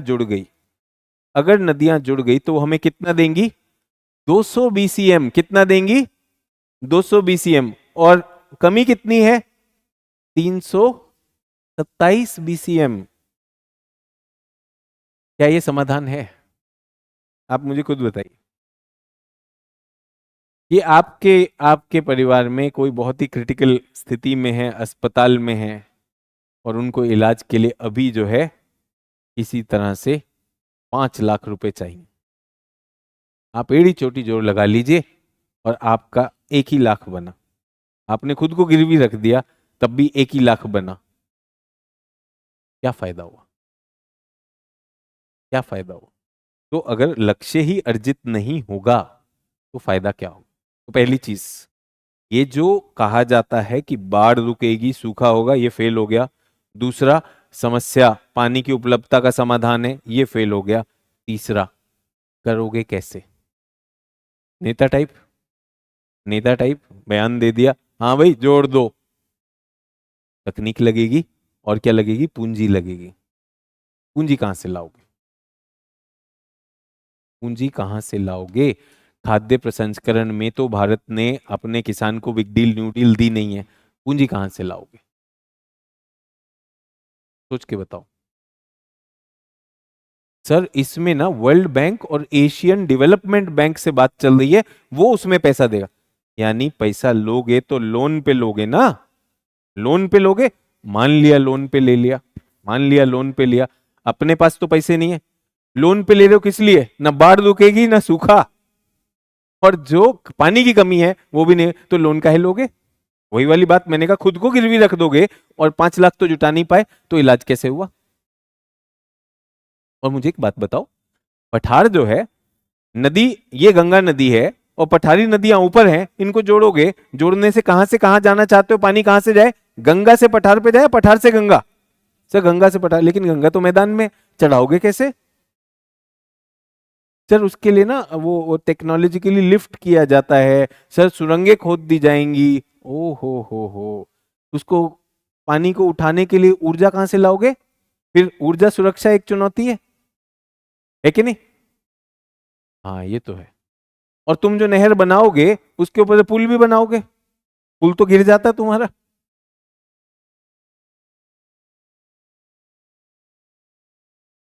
अंगूठे में दर्द हो रहा है, वहां काट लोगे? सोच के देखो, हो जाएगा? वहां कहां से होगा? और लव कुश कह रहा है सर अगर हम ये बांध बनाएंगे तो उससे क्या होगा? जो लोग वहां पर होंगे वो भी तो विस्थापित होंगे। तुम दिल्ली शहर में करके देखो विस्थापन, कुछ नहीं है। लेकिन ट्राइबल लोगों का कोई सुनवाई है? गए हमारे इधर प्रायद्वीपीय पठारों में, वहां जो जनजातीय लोग रहते हैं, वहां जो वन्य जीव रहते हैं, भैया नदी जोड़ो, जो जो जल भराव हुआ उससे ये लोग कुछ बोल ही नहीं सकते, और बोलेंगे तो एंटी नेशनल है। क्या दिक्कत है?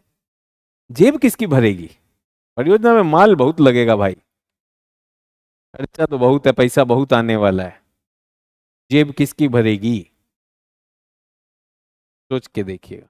अच्छा एक और चीज, अगर जो परिणाम हम चाह रहे हैं वो नहीं हुए तो क्या ये रिवर्स हो सकता है?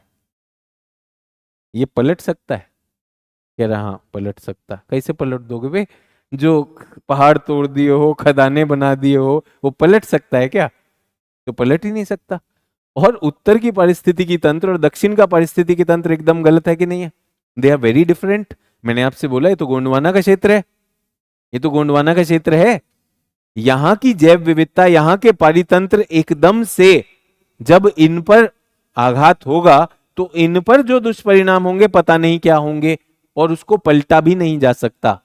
अब मुझे बताइए, ये शादी का लड्डू खाना है या नहीं खाना है? सर आप तो विकास के खिलाफ बात कर रहे हो।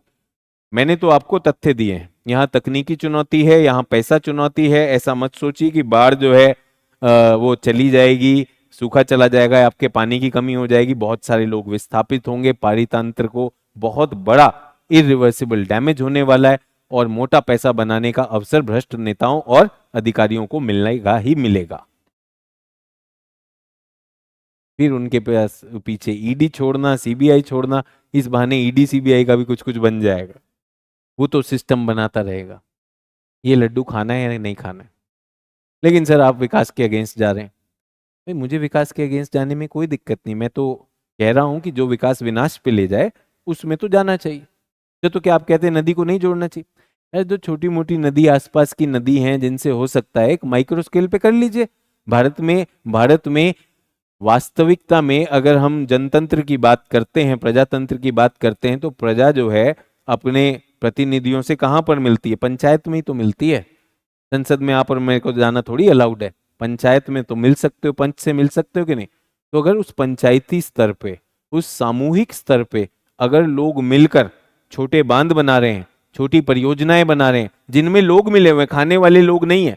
आप यूं समझिए कि गांव के लोगों ने मिलकर एक तालाब बनाया उस तालाब में कोई अपशिष्ट डालने के लिए आ गया, तो गांव वाले पकड़ के उसको पीटेंगे कि नहीं पीटेंगे? क्यों? क्योंकि गांव वालों ने मिलकर सामुदायिक रूप से उसको बनाया है, उस पे उन्हें गर्व भी है, उसकी सुरक्षा भी करेंगे। तो भारत में कोई बांध है, बांध पे आज क्या हो रहा है, कौन वहां पर गया पर्यटन करने और कौन वहां पे कचरा फेंक के आ गया, क्या है, किसी को फर्क पड़ता है? याद रखिएगा, जब सरकार हमारे लिए कुछ बनाती है तो हम कहते हैं सरकार ही देख रेख करे, फिर पुल टूट जाता है हम क्या कहते हैं, देखो सरकार ने देख रेख नहीं किया। और वास्तविकता में सरकार उसका टेंडर देती है, उसका पैसा बकायदा आवंटित होता है कि इस पुल को देखना है। लेकिन जब समूह आ जाता है, तब सोते जागते जब हमारे अंदर ही आता है हमने बनाया, हमारे गांव के लिए, हमारे विकास के लिए है, तब वो होता है। तो ये जो है, ये जो हम इतनी बड़ी योजना कह रहे हैं कि सरकार बना दे, उसकी जगह अगर छोटे स्तर पर छोटी नदियां, छोटी इस तरह की जोड़ परियोजनाएं हैं, मुझे कोई दिक्कत नहीं उसमें। पंचायत स्तर पे, उसमें जिला स्तर पे, उसमें राज्य स्तर पे अगर लोग आते हैं, बहुत अच्छी बात है, मैं उसके समर्थन में हूं। लेकिन ये चीज की जोड़ देंगे, तो जोड़ने की सच्चाई तो मैंने आपको बोल दिया है कि जोड़ने की सच्चाई में भाई चुनौती ज्यादा है, लाभ कम है। डन। अब और भी रिपोर्ट हुई है, उनके बारे में भी लिखते। भारत के सतही जल क्या है? नदियां हो गई। कौन सा basin? Ganga basin, Brahmaputra basin. सबसे ज्यादा पानी किसके पास है? ब्रह्मपुत्र। उसके बाद गंगा के पास। नीचे आते हैं, नीचे में सबसे बड़ा पानी वाला कौन सा है? गोदावरी। यहां जो पूर्व में प्रवाहित नदियां हैं, पूर्व में बहने वाली नदियों में फिर भी पानी है, पश्चिम में बहने वाली नदियां बहुत छोटी होती हैं, इनमें पानी कम होता है, लेकिन फिर भी ये नदियों का वो। पीटर ड्रकर ने कहा, if you can't measure it you can not manage it.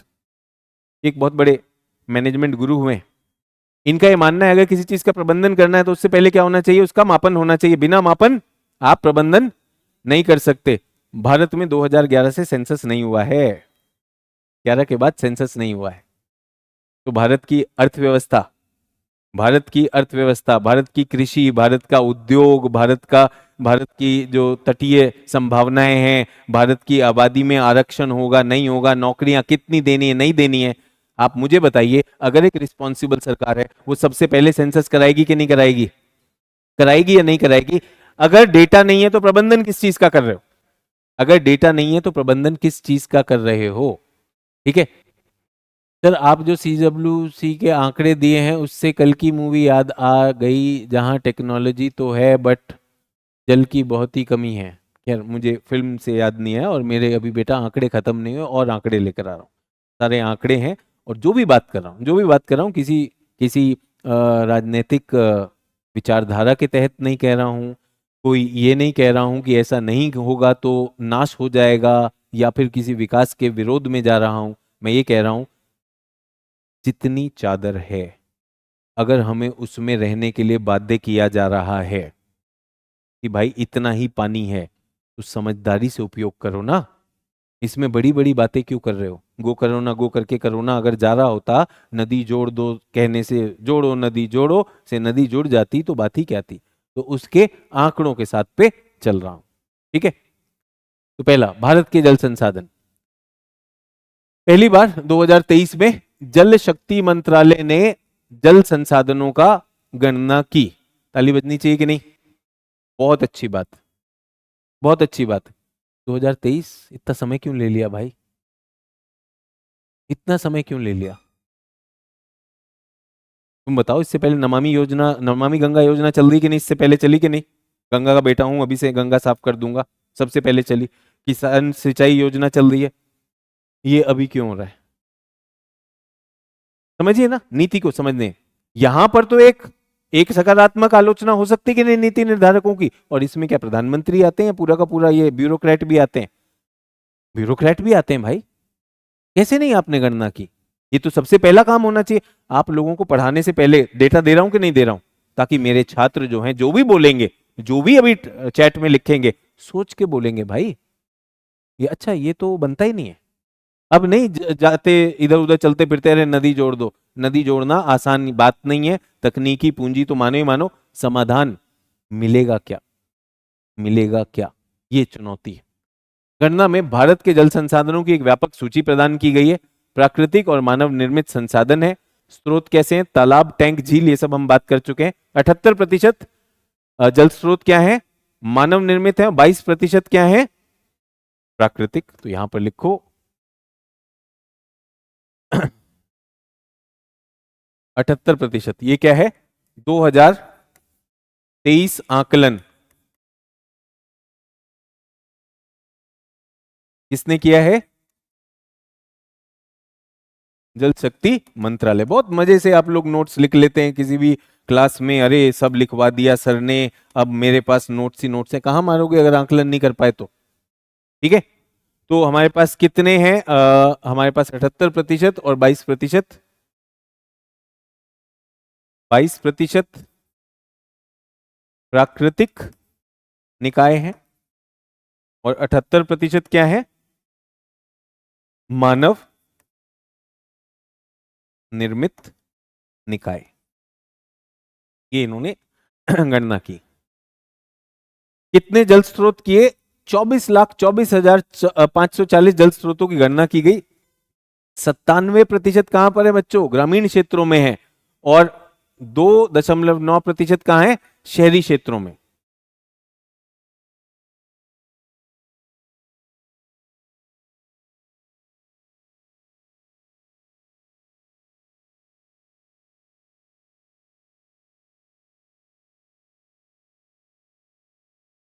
ठीक है, जिन स्रोतों की सबसे ज्यादा संख्या, अब ये आपके लिए बहुत ज्यादा काम की नहीं है, मेरे ऑप्शनल वाले बच्चों के लिए होगा कि भाई उनको पश्चिम बंगाल में ज्यादा है, तालाब कहाँ पर ज्यादा है, और इसमें हमने देखा तालाब, टैंक, झील इत्यादि हैं, नदियों के साथ आ जाते हैं ये। तो ये हमारे पास जल संरक्षण योजनाएं हैं। तो हमारे पास 59% जो हैं स्रोत जो हैं तालाब हैं, तो लगभग 60% जल शक्ति। और ये क्या है? ये जो रिपोर्ट है, ये जल संसाधनों में हमने भारत के जल स्रोतों की गणना है। 24,24,540 जल स्रोत गणना की है हमने। इसमें हमारे पास तालाब 59.5, टैंक 15.7।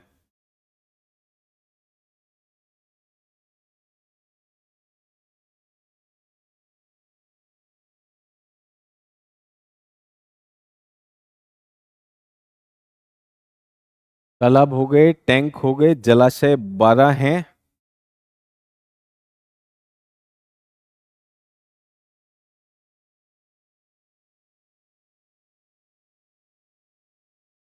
उसके अलावा क्या हमने कहा? जल संरक्षण योजनाएं और बांध 9.3।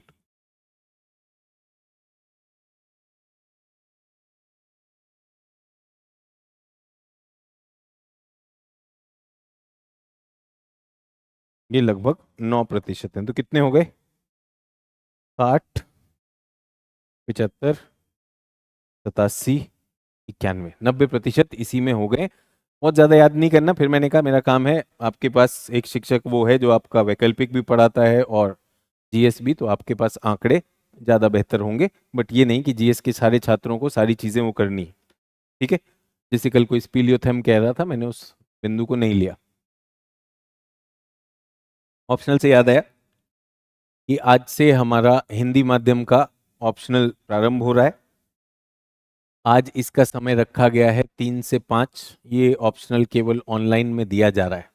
ठीक है, सभी छात्र, ये ऑप्शनल 2025-26 के लिए एक विशेष घोषणा है। हिंदी माध्यम का भूगोल ऑप्शनल आज प्रारंभ हो रहा है। इसमें हमने जो इसकी स्कीम बनाई है, इसमें पहले एक फाउंडेशन होगा जिसमें 5 लेक्चर का फाउंडेशन दिया जाएगा और उसके बाद मुख्य कोर्स होगा। इस क्लास का समय, ये ऑनलाइन क्लास होने वाली है, इस क्लास का समय जो है ये कुछ 1:30 या 2 बजे रखा जाएगा, जिस समय आपकी जीएस की क्लासेस नहीं होती हैं। तो हिंदी माध्यम में जब जीएस की क्लासेस ऑफ होती हैं 1:30 या 2 से 4 साढ़े 4 बजे तक ये रहने वाला है। आज के लिए ये क्लास जो है, क्योंकि आज कोर्स का ब्लूप्रिंट दिया जाएगा, ये क्लास 3 से 5 बजे तक रखी गई। ये क्लास सभी के लिए ओपन नहीं है, ये केवल एडमिशन छात्रों के लिए है। इससे पहले जो हमने ओपन सेशंस लिए हैं वो सभी के लिए थे, वो यूट्यूब पर भी चलाए गए थे। ये केवल आपके लिए।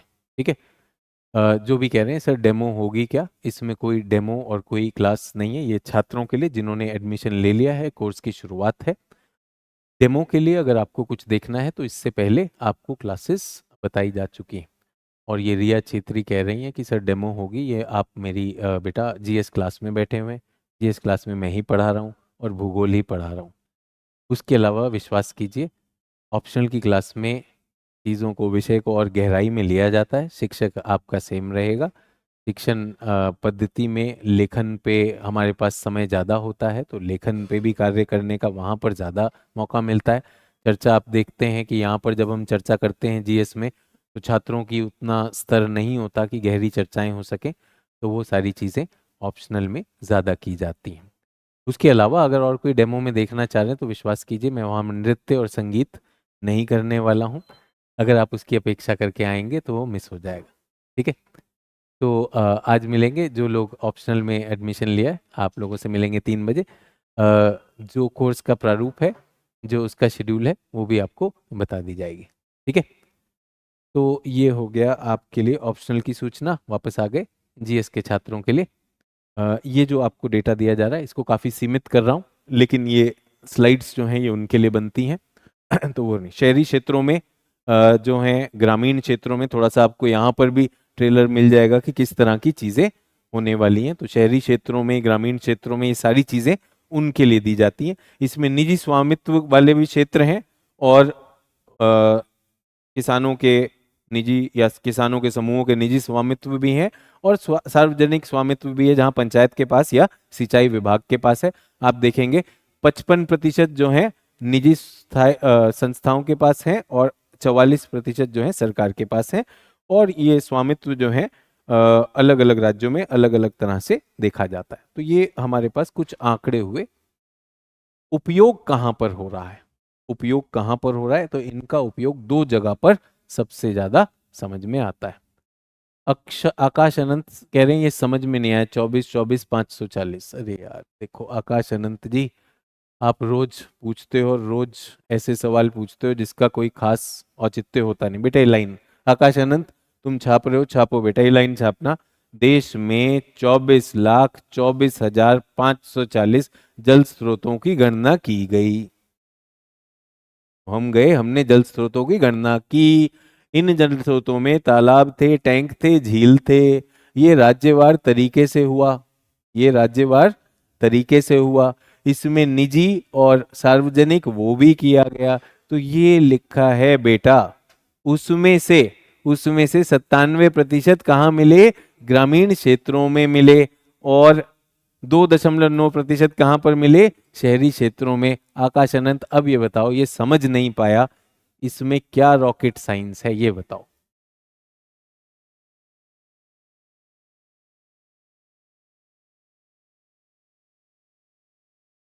आकाश आनंद जी क्लास तो रोक रहे हो। बट ये खेला करके मिल क्या रहा है ये बताओ मुझे। कह रहा सर ये नहीं समझ में आया। हाँ जी, तो इनमें जो काम हो रहा है, अधिकांश काम क्या हो रहा है, सिंचाई और मत्स्य पालन में उपयोग हो रहे हैं। तो सबसे ज्यादा कहां पर यूज हो रहे हैं इनका उपयोग, सिंचाई और मत्स्य पालन में हो रहा है।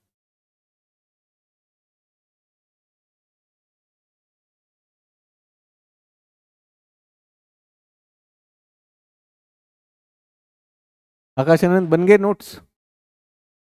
आधे लोग तो ये रहते हैं मेरे नोट्स नहीं कंप्लीट हो रहे। एक कह रहा मानव निर्मित जल क्या होता है, अंशी। अब बताओ ये कैसे पास होंगे ये बच्चे।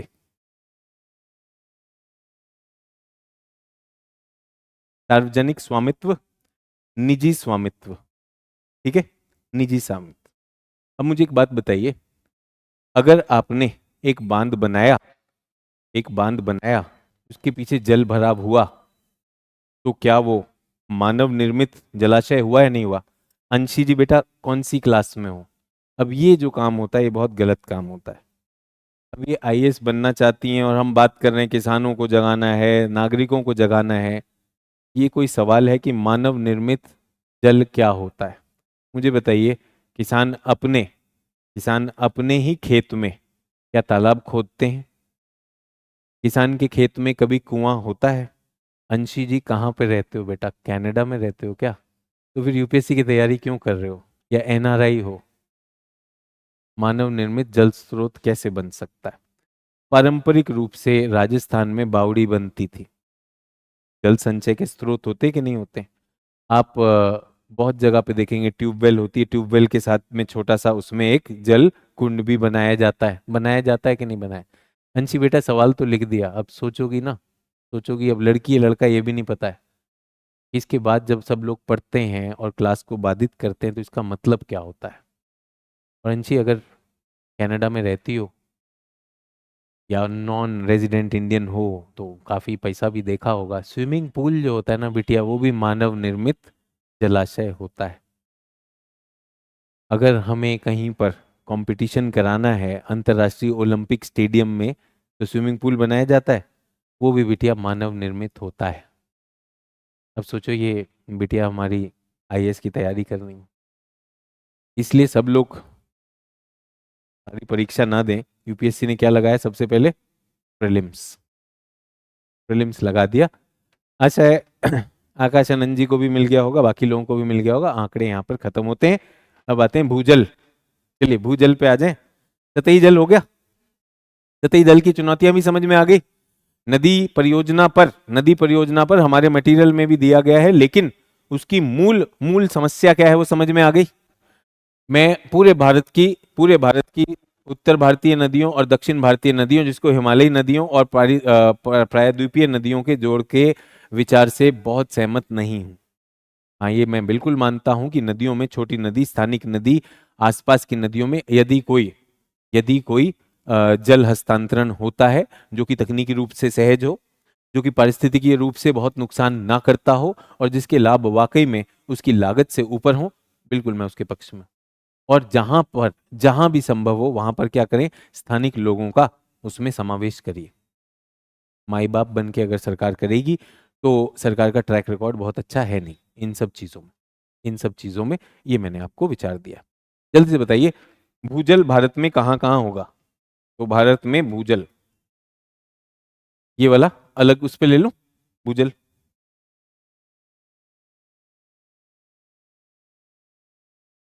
मैं तब तक एक मानचित्र बना रहा हूं, जल्दी से सोचिए भारत में भूजल। नहीं तो अभी कोई पूछ लेगा सर ये भूजल जल का रिसाव होता कैसे है सर?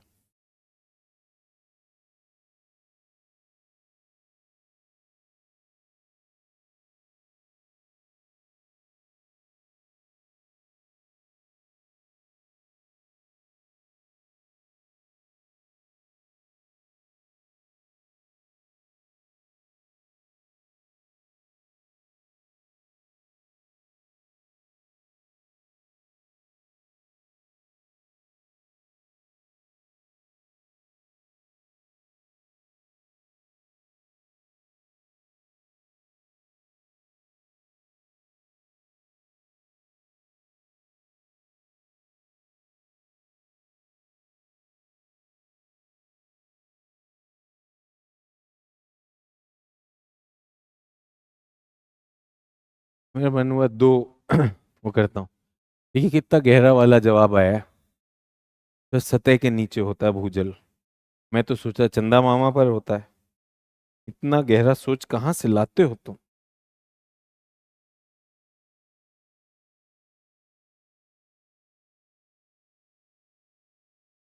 सतह के नीचे होता है। अरे भूजल कहाँ पर होगा? सब के सब नोट्स में लगे हैं। निचले एरिया में, जैसे नम भूमि। क्यों निचले एरिया में? तो जलाशय होगा। निचले एरिया में बेटा तालाब होगा।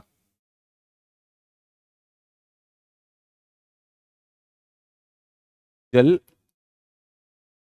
संभर,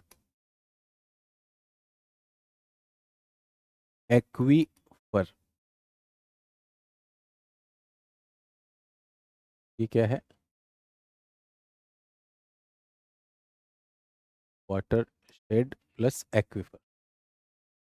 तो ये हमारी सतह है। इससे पहले अंशी जैसे छात्र या छात्राएं पूछना शुरू करें, सर ये भूजल भूजल क्या होता है सर, कैसे मानव निर्मित और ये होता है, वो मूर्खता ना करें।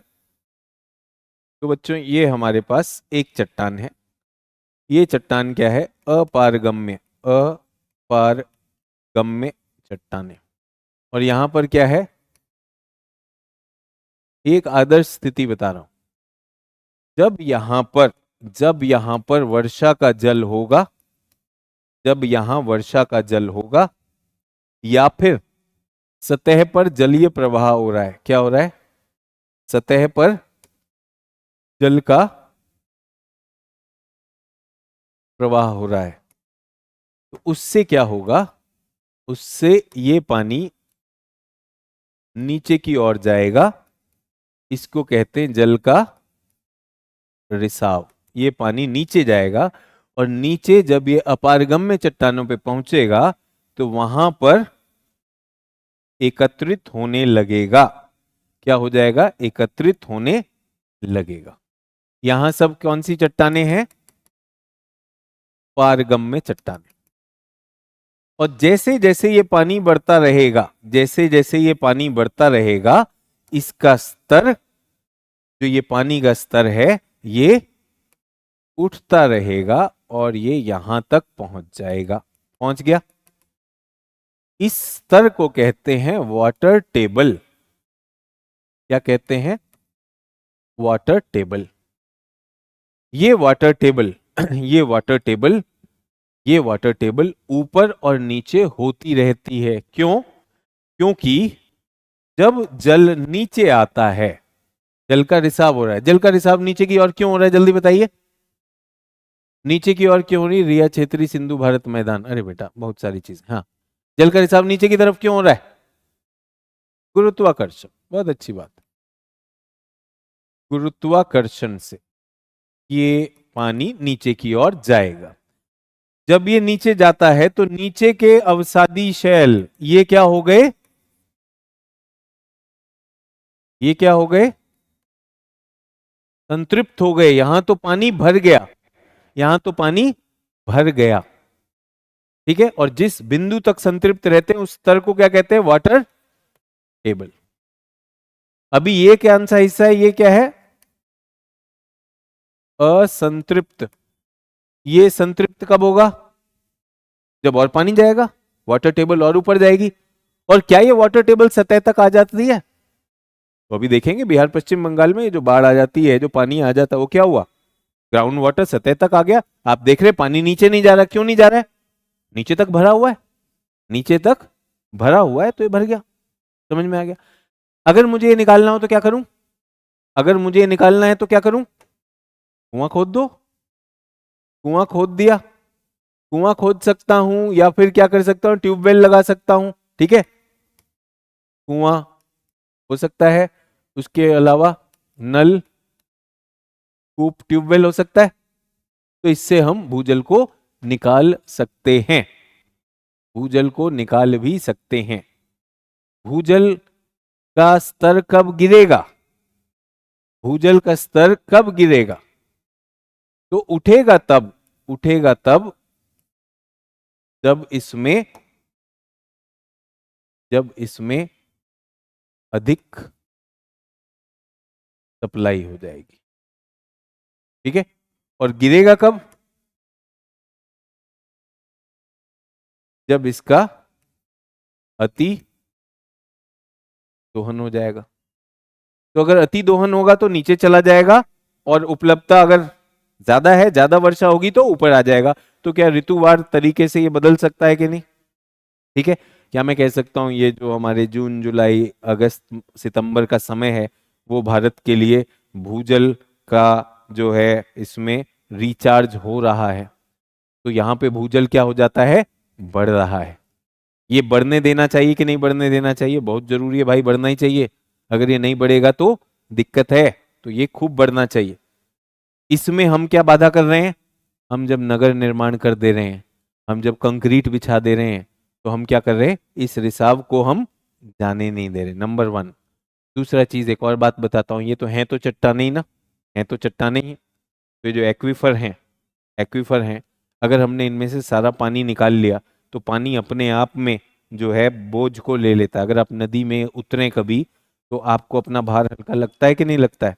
तो पानी उसका भार बोयंसी से, उत्प्लावन बल से बनाए रखता है। अगर पानी हट गया, ये भारी चट्टानें क्या हो सकती हैं, ऐसे पिचक सकती हैं। तो उससे क्या होगा, एक्वीफर का विनाश हो जाएगा। तो हमारी जो ये बड़ी बाल्टी ये नष्ट हो जाएगी। तो पहली चीज, भूजल ये होता है, भूजल में रिसाव होता है, भूजल का रिसाव भी होता है, और भूजल पारंपरिक रूप से वापस भी जाता है। भूजल ऐसे ऊपर भी निकल सकता है खुद ही। कैसे? अगर वाष्पीकरण बहुत अधिक हो रहा है, ऊष्मा बहुत ज्यादा है, तापमान बहुत बढ़ गया और वाष्पीकरण हो रहा है, तो क्या होगा, भूजल से पानी कहाँ की ओर चलने लगेगा, सतह की ओर चलने लगेगा। ठीक है। नीचे जाने की वाली प्रक्रिया को क्या कहते हैं, रिसाव। गुरुत्व के कारण रिसाव। ऊपर उठने की प्रक्रिया को क्या कहते हैं? जल का इस तरह से ऊपर उठने की प्रक्रिया को क्या कहते हैं? पहले भी बता चुका हूं, मृदा में बताया था, तब भी किसी चंपक ने पूछा था सर ये क्या है, आज भी बता रहा हूं। कोशिका क्रिया, उस दिन भी बताया, आज फिर बता रहा हूं। ऐसे बैठता हूं क्लास में, छात्रों से मिलता हूं, अरे ये तो नासा में सीखना पड़ेगा। ठीक है। तो कहां पर होगा?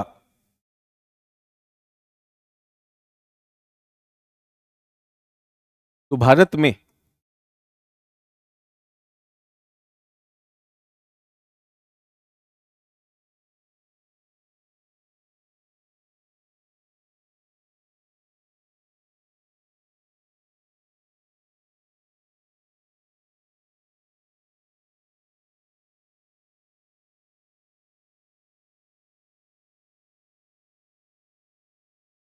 है या नहीं है?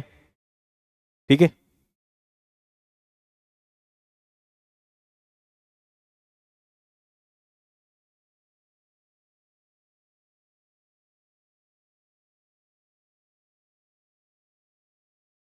कमी का क्षेत्र कहाँ होगा? कमी का क्षेत्र कहाँ होगा? कमी कहाँ पर होगी? प्री कैम्ब्रियन रवेदार चट्टान। ये क्या है? मेटामॉर्फिक। वो देखो, संवहन, निर्मला जी, निर्मला जी बिटिया, संवहन होता है वायुमंडल में, गैसों में होता है, इसमें नहीं होता है। कोशिका क्रिया पढ़ा चुके हैं, सही कर लो। Pre Cambrian. तो जो हमारे प्री कैम्ब्रियन प्रायद्वीप में, प्रायद्वीप की आग्नेय, आग्नेय या कायांतरित चट्टाने, वहां पर कम होगा। कमी का क्षेत्र कहाँ है? हिमालयी पर्वत क्षेत्र। हिमालयी पर्वतों में भी, वहां पर भी चट्टाने हैं, चट्टानों में घुसेगा भी तो बहुत नीचे तक जा सकता है कि नहीं जा सकता? तो वहां पर भी आपको ये बहुत ज्यादा नहीं मिलने वाला। ठीक है। उसके बाद दक्कन ट्रैप। दक्कन ट्रैप किससे बना है? बसाल्ट से बना है। यहाँ चिकनी मिट्टी है, पानी नीचे नहीं जाता है। तो यहां पर क्या हो गया, लिख सकता हूं लो, लो, लो, लो, लो, लो, लिख दूं लो। पर्वतीय क्षेत्रों में लो लिख दो, खत्म हो गया। आसान तरीके हैं जिनको किया जा सकता है।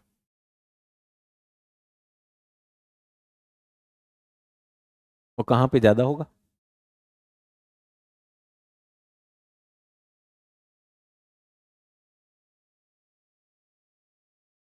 बहुल क्षेत्र कहाँ होगा? अरे चाचा, शैल का प्रकार जल उपलब्धता है, किसी कारण से लिखवाया ना। इन सारे क्षेत्रों में शैल ऐसे थे, तो कौन से शैल आएंगे जल्दी बताओ? अवसादी शैल। अवसादी। तो हमारे अवसादी शैल क्षेत्र, इसमें क्या है? इसमें है सतलुज, गंगा, ब्रह्मपुत्र तंत्र। ठीक है। उसके बाद तटीय मैदान व डेल्टा।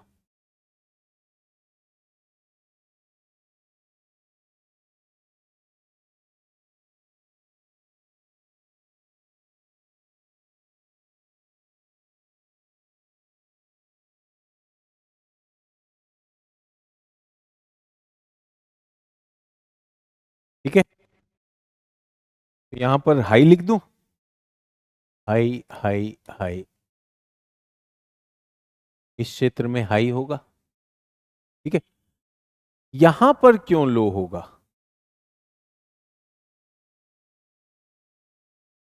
जल की उपलब्धता के कारण। है तो रेतीली मृदा, लेकिन क्या है, जल की उपलब्धता के कारण यहां पर ये हो जाएगा।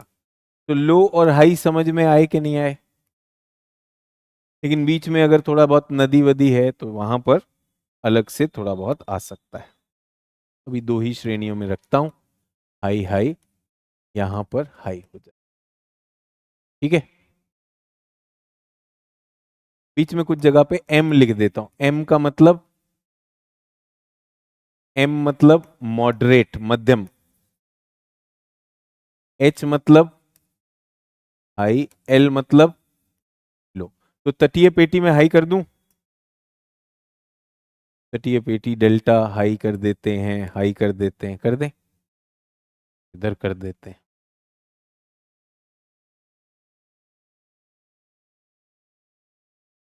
तो सभी लोगों को भौगोलिक दृष्टि से हमारे हमारे भूजल संसाधनों की थोड़ी समझ बैठी या नहीं बैठी?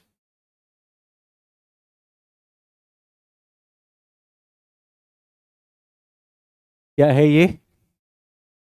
एक नवीकरणीय संसाधन। समझ में आया इसको? नवीकरणीय संसाधन क्यों कहते हैं?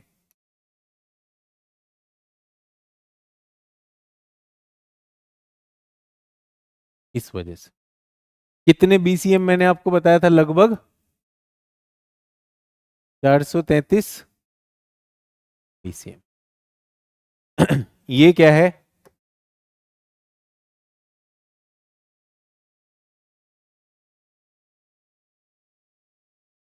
भूजल की उपलब्धता। ये जो दूसरा मानचित्र बनाया है, ये आपको समस्या दिखाने के लिए बताया है। भूजल दोहन, ये क्या है? भूजल का दोहन कहां पर हो रहा है? रिपोर्ट बताती है कि भारत ऐसा देश है जो सबसे ज्यादा भूजल का दोहन कर रहा है, कृषि के लिए भी, अपने शहरों के लिए भी। तो भाई तोड़ के, आपको लग रहा है कि पंजाब हरियाणा की कृषि वेरी हाई, वेरी हाई। इधर क्या है? हाई। इधर क्या है? Very high, high, high. सब जगह हाई है भाई। तो जितनी आपूर्ति है उससे कहीं ज्यादा क्या है? मांग। High high very high. तटीय क्षेत्रों में वेरी हाई, उसी पर चल रहे हैं। ये तो बाकी क्षेत्रों में कम होगी? नहीं भाई, बाकी क्षेत्रों में भी हाई ही है। जहां नदी आ जाती है वहां भूजल से ही निकालना है। बाकी क्षेत्रों में मॉडरेट। आपको क्या लगता है कि मध्य प्रदेश में भूजल से नहीं हो रहा है? सभी जगह हो रहा है। यहां पर थोड़ा बहुत मॉडरेट हो जाएगा। तो वेरी हाई हाई और मॉडरेट। वरना देश किस पे चल रहा है? देश इसी पे चल रहा है। तो तनाव है कि नहीं है? कैसी स्थिति हो गई?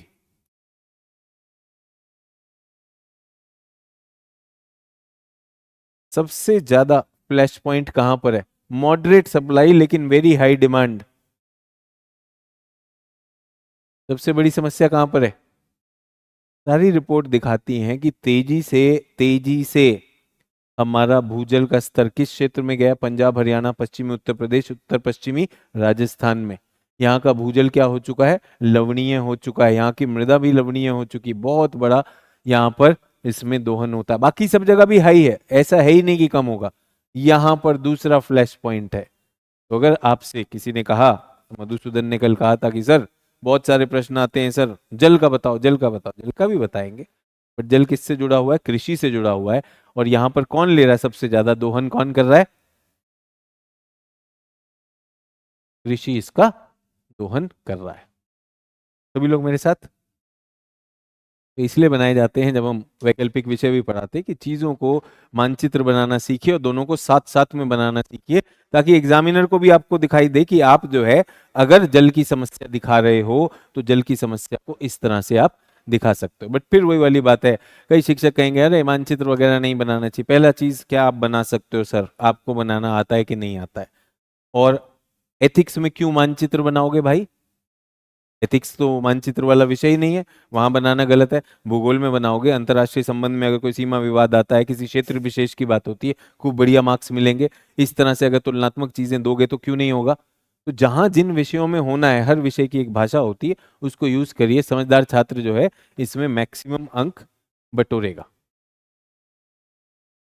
भूजल पृथ्वी के मीठे पानी का सबसे बड़ा संसाधन है। भूगर्भीय संरचनाओं में पाए जाते हैं, जिनको क्या कहा जाता है? जल भृत कहा जाता है। हमने अंग्रेजी में क्या लिखा उन्हें? एक्वीफर क्षेत्र, या इनको जल भृत क्षेत्र कहते हैं। ठीक है। और जल संभर क्या होते हैं? वो होते हैं वाटर शेड। वाटर शेड बताया था आपको, जल संचय का क्षेत्र, इसमें सारा आ जाएगा, इसमें सारा का सारा आ जाएगा। डन। तो ये हो गया। अब हम आगे बढ़ते हैं। भूजल सतत विकास, औद्योगिक विकास, कृषि, पारितंत्र, मानव जीवन सबके लिए आवश्यकता है। सतही जल प्रणालियों में नदी के किनारे और अन्य प्रकार के वनस्पतियों को बनाए रखने के लिए भूजल महत्वपूर्ण है। अगर आपको नदियों में भी पानी है तो भी ये उसी हिसाब से होगा। ठीक है। भूजल का मानव द्वारा उपयोग और पारिस्थितिकी उपयोग उपलब्ध जल की गुणवत्ता पर निर्भर करता है। ठीक है। भूजल का अत्यधिक दोहन की वजह से जलभृत के औसत निकासी दर उनके पुनर्भरण से कहीं पर ज्यादा है। तो उनका पुनर्भरण भी होना चाहिए, रिचार्ज होना चाहिए। लेकिन अगर निकासी दर ज्यादा होगी तो क्या हो जाएगा? दिक्कत हो जाएगी। तो यहां पर जो हो रहा है, ऊपर जो जा रहा है वो क्या है? निकासी। यहां पर क्या हो रही है? निकासी। और ये जो नीचे ला रहा है रिसाव, क्या कर रहा है? पुनर्भरण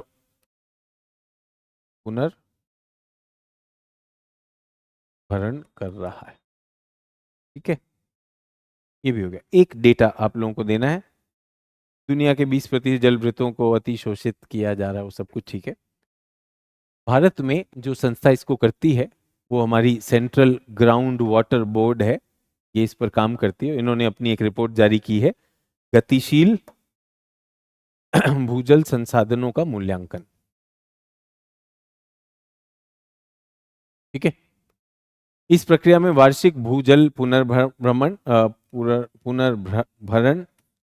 निष्कर्षण और भूजल निष्कर्षण का मूल्यांकन शामिल है।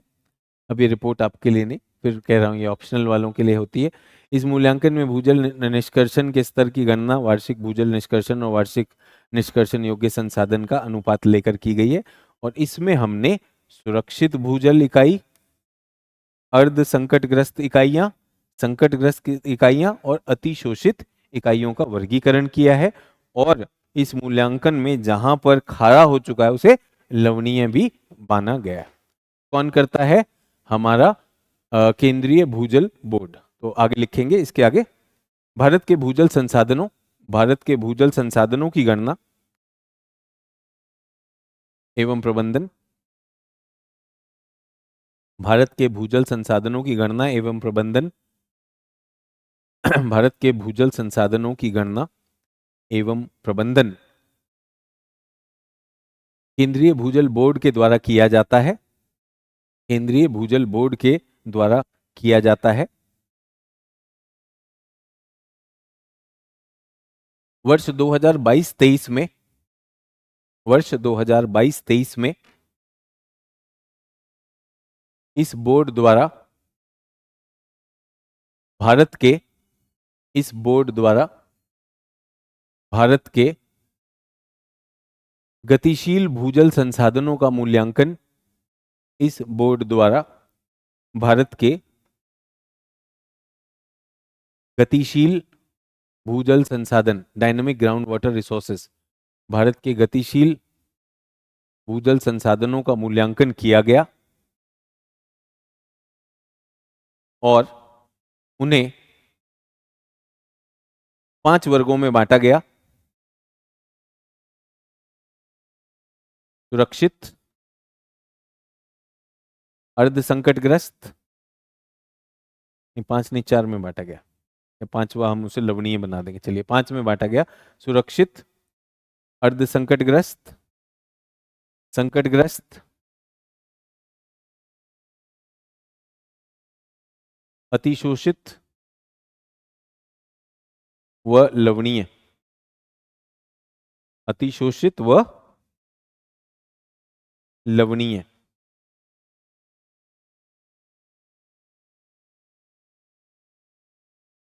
इस आकलन के अनुसार भारत में, इस आकलन के अनुसार भारत में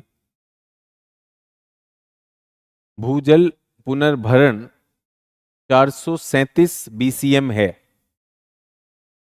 हमने कितना लिखा था? 433। तो इसके अनुसार कितना है? 433। ये इस रिपोर्ट के अनुसार है। वो 32-33 वो सब थोड़ा वो पुराना CWC का डेटा है, ये लेटेस्ट वाला भी है, ताकि आप परीक्षा दे रहे हैं तो आपके पास लेटेस्ट भी हो। तो ये क्या हुआ? ये क्या होता है? पुनर्भरण वाला, जो कि बदलता रहता है और इससे हम निकालते भी हैं।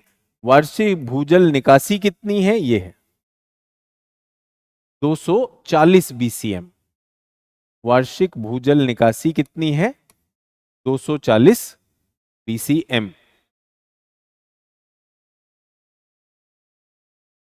2004 में ये 230 हुआ करती थी। 2004 में ये कितना हुआ करती थी? 230 या 231। तो बढ़ रही है कि नहीं? तो ये तो सीमित है, ये तो क्या है? सीमित है भाई। पुनर्भरण तो सीमित ही है, लेकिन जो हमारी मांग, ये मांग बढ़ रही है कि नहीं बढ़ रही है? 2022 में कितनी हो गई? 240 के करीब। उससे पहले क्या थी? 230। तो हमारी मांग तो बढ़ती जाए, क्यों? आबादी बढ़ रही है। आबादी बढ़ रही है तो ये चुनौती हमारे पास लेकर ही आएगा, ही आएगा। ठीक है। अब एक इंपॉर्टेंट चीज, यहां पर छात्र हैं राहुल। राहुल का कहना है कि इसमें इंडस्ट्री का कंट्रीब्यूशन कितना है। तो रिपोर्ट के हिसाब से कर रहा हूं। राहुल आपके पास भी है, ध्यान दीजिएगा, बहुत इंपॉर्टेंट चीज है। 87% सिंचाई में जा रहा है। कितना जा रहा है? राहुल भी लिखेगा, बाकी लोग भी। 87% सिंचाई और केवल 13% कहां पर जा रहा है? घरेलू और औद्योगिक उपयोग में। घरेलू मतलब आपका और मेरा। तो जब बात होती है कि भूजल को कैसे संरक्षित किया जाए, और लोग कहते हैं कि भाई पानी पीना कम करो, नहाना धोना कम करो, भाई बढ़िया से नहाओ, बढ़िया धो, ऐसे मेले घूमने की जरूरत नहीं है। क्योंकि भूजल पे दबाव किसका है? कृषि का है। तो कृषि कितना? 87%। और घरेलू और उद्योग 13%। 2022 का डेटा, 2022 डेटा क्या कहता है? सिंचाई 87%, घरेलू व उद्योग में कितना?